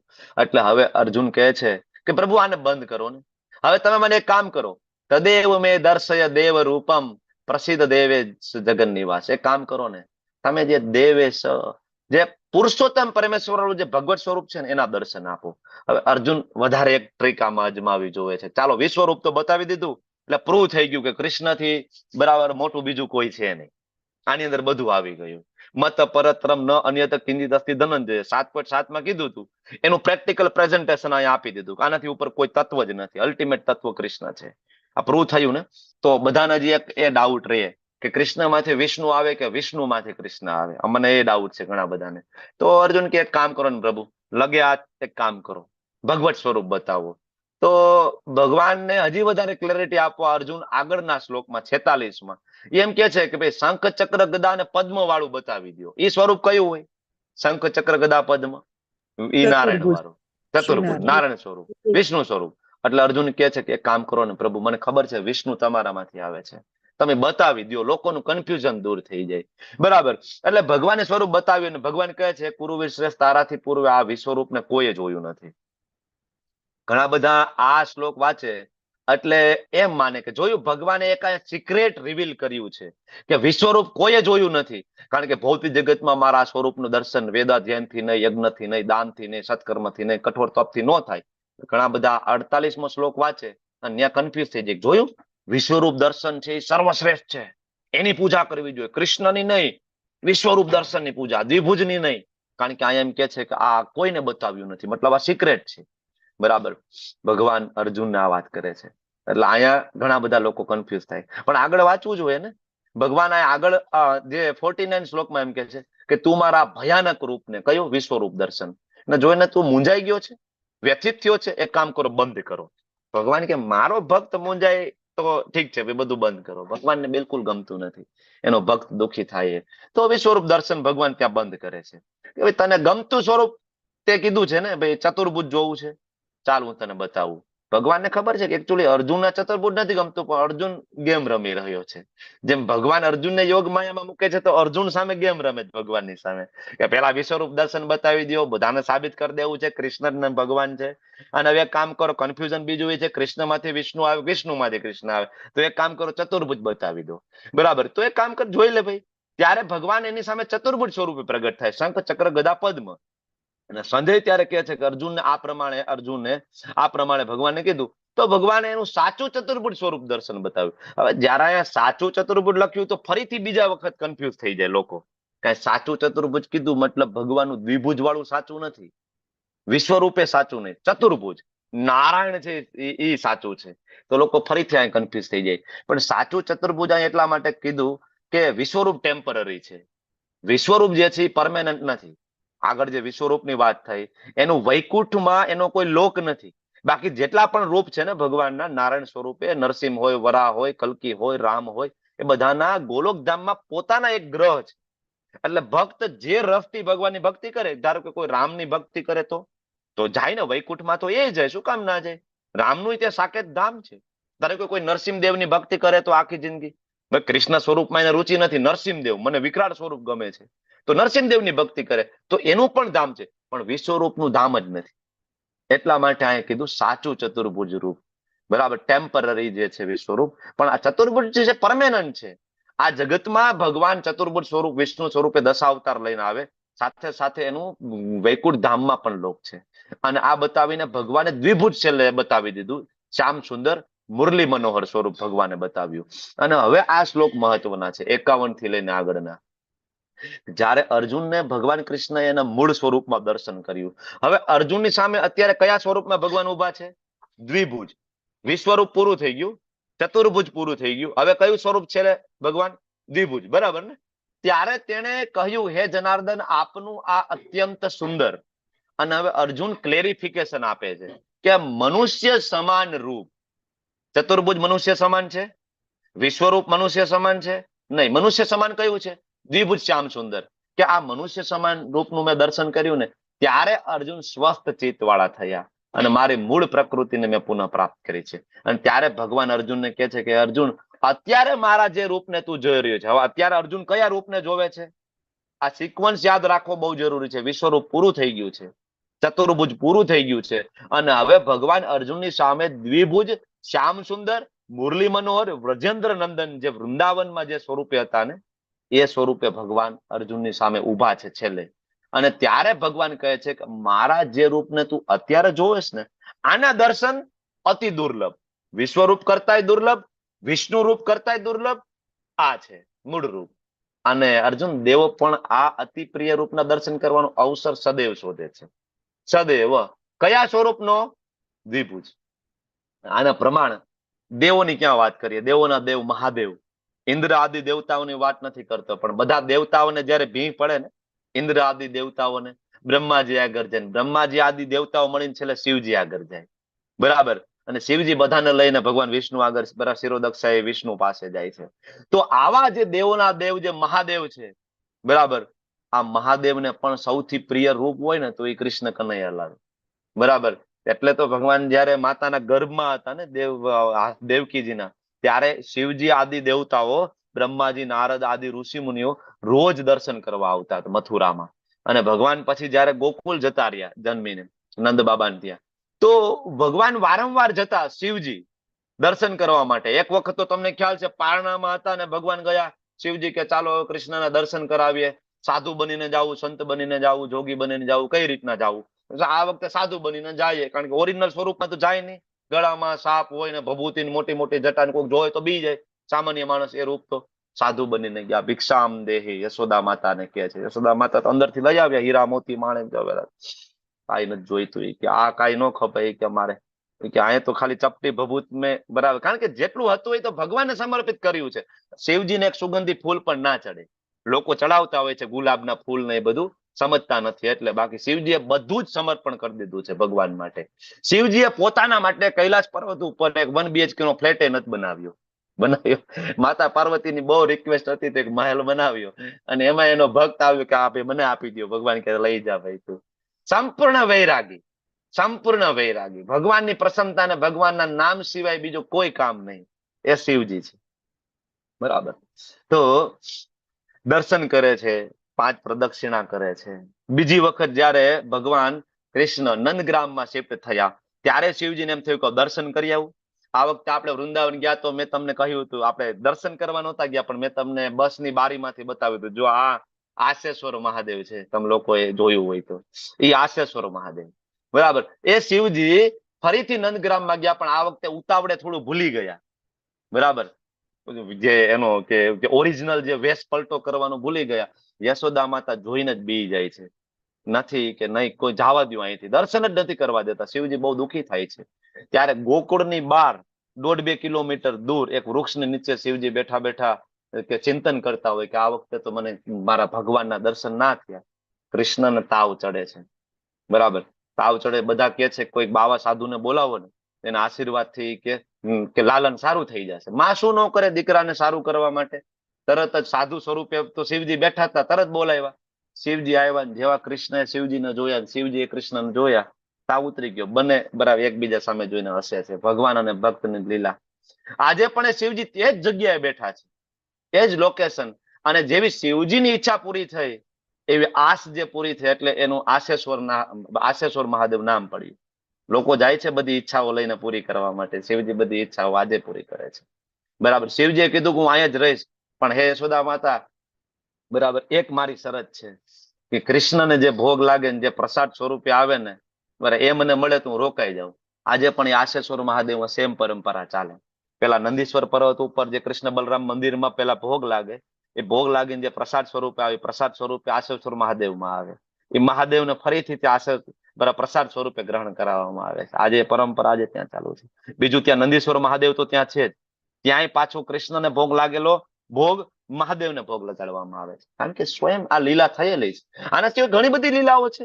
ભગવાન મોટા થયા, રાસલીલા, ભગવાન સ્વયં ગોપી બનીને આવે છે. શિવજી કે ભાઈ મને એન્ટ્રી આપો ને, ગોપીઓ કે ના ના ભાઈ તમારી એન્ટ્રી ન થાય, અહીંયા ખાલી ગોપીઓ. શિવજી કે ભાઈ કઈક તો કરો, આમાં કઈક તો રસ્તો હશે ને એન્ટ્રીનો, કઈ પાસ બાસ કઈ વચ્ચેથી. અહીંયા કઈ સિસ્ટમ જ નથી, તો કે શું કરવાનું? ગોપી બનો. શિવજી કે સારું, શું કરવાનું? આ યમુનાજીમાં સ્નાન કરીને આ બધું નહીં હાલે, આ લાંબી જટા ને આ કે ગળામાં સાપ ને આ બધું મૂકી દો થોડીક વાર સાઈડમાં. સુંદર મજાની ગોપીનો શ્રૃંગાર કરે. આજે ગોપેશ્વર મહાદેવ છે, બરાબર. તમે જુઓ, જ્યાં જ્યાં ભગવાન કૃષ્ણ છે ત્યાં આજુબાજુમાં શિવજી છે, હંમેશા હંમેશા, બરાબર. મથુરાની રક્ષા કરવા માટે બધી બાજુ 4 મહાદેવ છે. ભૂતેશ્વર મહાદેવ છે, ગોપેશ્વર મહાદેવ છે, આ બાજુ ચક્રેશ્વર મહાદેવ છે, બધી બાજુ મહાદેવ છે, બરાબર. હંમેશા ભગવાનનું સાનિધ્યમાં રહે. તો આવા મોટા મોટા દેવ. આ તો વાત થઈ ગઈ અત્યારની. તમે એમ કહો ભાઈ આ તો ઠીક છે, શાસ્ત્રની વાત કરો, તો હું એમ કહું કે પદ્મ પુરાણ ખોલો ને પાતાલ ખંડ ખોલો. પદ્મ પુરાણનો પાતાલ ખંડની અંદર પદ્મ પુરાણમાં ભગવાન શિવજી છે એ તપમાં બેઠા છે, ભગવાન વિષ્ણુને પ્રસન્ન કરવા માટે. ભગવાન વિષ્ણુ પ્રસન્ન થાય લક્ષ્મીજી સાથે, ત્યારે શિવજી કહે છે કે હે ભગવાન, મને આ સ્વરૂપ નહીં, મારે આ સ્વરૂપ જોવું છે. દ્વિભુજ શ્યામ સુંદર વાળું બતાવવાની કૃપા કરો ને. પાતાલ ખંડની અંદર લખેલું છે. ઇસ્કોનની પદ્મ પુરાણ નથી આવતી, વળી તમને એમ થાય કે ઇસ્કોન વાળા ઉમેર્યું છે. પદ્મ પુરાણ છે ગીતા પ્રેસ ગોરખપુર વાળાની, એ લઈને વાંચજો, પાતાલ ખંડ ખોલજો, ત્યાં લખેલું બહુ ક્લિયરલી. ભગવાન વિષ્ણુ પ્રગટ થાય છે ત્યારે એમ કે છે કે ભાઈ દ્વિભુજ શ્યામ સુંદર સ્વરૂપે દર્શન કરવું હોય તો તમે વૃંદાવન આવો. શિવજી વૃંદાવન જાય છે, ત્યાં ભગવાન શ્રી કૃષ્ણ શ્રીમતી રાધારાણી અને અષ્ટ સખી સાથે દર્શન આપે છે. બહુ ગુહ્ય ચર્ચાઓ થાય છે શિવજી અને કૃષ્ણ વચ્ચે ત્યાં, બરાબર. તો ભગવાન હવે અહીં કહે છે ભક્ત્યાત્વ અનન્યા શક્ય, કે આ મારું જે દર્શન મૂળ રૂપે જે તમે અત્યારે ફોટામાં જોવો છો, આ દર્શન માત્ર ને માત્ર ભક્તિ દ્વારા થાય. અનન્ય ભક્તિ, વેદ દ્વારા નહીં, યજ્ઞ દ્વારા નહીં, દાન દ્વારા નહીં, તપ દ્વારા નહીં, માત્ર ભક્તિ દ્વારા મારું પ્રત્યક્ષ દર્શન થાય છે, ભગવાન કહે છે, બરાબર. બીજો કોઈ રસ્તો નથી. એ પ્રિય અર્જુન, સકામ કર્મ છોડો, એનાથી નહીં થાય. માનસિક તર્ક વિતર્કો છોડો, એનાથી નહીં થાય. ભગવાન કે આનાથી રહિત થાવ, મારી શુદ્ધ ભક્તિમાં લાગી જાવ. મદ ભક્ત હ, આમાં ક્યાં કન્ફ્યુઝન છે? મને એમ થાય કે આ લોકો આટલી ભગવદ ગીતા વાંચે, બરાબર, તોય ભગવાન કૃષ્ણની ભક્તિ નથી કરી શકતા. કન્ફ્યુઝન ક્યાં છે? ભક્ત્યાત્વ અનન્ય શક્ય, સામાન્ય ગુજરાતી ભણેલા હોય એને આનું ગુજરાતી આવડી જાય, એટલું સરળ સંસ્કૃત છે કે ભક્ત્યાત્વ અનન્ય શક્ય, કે ભાઈ અનન્ય ભક્તિ દ્વારા શક્ય બને એમ છે. આગળ ભગવાન કહે છે મદ ભક્તો, મારો ભક્ત બની જા. આમાં ક્યાં કન્ફ્યુઝન છે? કૃષ્ણ ક્લિયરલી કહે છે મારો ભક્ત બની જા, મારા માટે કર્મ કર, જીવનનું પરમ ધ્યેય મને માની લે, બરાબર. નક્કી મને તું પામીશ, ગેરંટેડ છે, બરાબર. એટલે આ અધ્યાય જે છે 11મો ખૂબ મહત્વનું ચેપ્ટર છે, કે આમાં આપણા ઘણા બધા કન્ફ્યુઝન છે એ ક્લિયર થાય છે. કૃષ્ણ એક્ઝેક્ટલી કોણ છે અને ભગવાનનું જે પરમ ઐશ્વર્ય છે, આ 2 અધ્યાય 10મો અને 11મો એની અંદર પ્રગટ થઈ જાય છે, બરાબર. અને બધા જ જેટલા વાદ વિવાદો છે, નિરાકારવાદી છે, માયાવાદીઓ છે, બરાબર, નિર્વિશેષવાદીઓ છે, શૈવ પંથીઓ છે, એ બધાની જે ખોટી જે માન્યતાઓ છે એનું અહીંયા આ 2 અધ્યાયમાં ભગવાન સંપૂર્ણપણે ખંડન કરી આપે છે. અને ભગવાન બતાવી દે છે શિવજી કોણ છે, કૃષ્ણ કોણ છે, વિષ્ણુ કોણ છે, વિશ્વરૂપ શું છે, કાલ શું છે, બધું જ એકદમ ક્લિયર. પણ હવે જેને ઈર્ષા જ કરવી હોય તો મેં તમને કીધું એમ કે સાક્ષાત ભગવાન આવીને સામે ઉભા રહી જાય ને તો પણ તમે ના સમજી શકો. સાક્ષાત કૃષ્ણ ના સમજી શકાય. કારણ કે ભગવાનને સમજવા માટે ભક્તો અસીમે સખા છે. પેલા આ લાયકાત લાવવી પડે.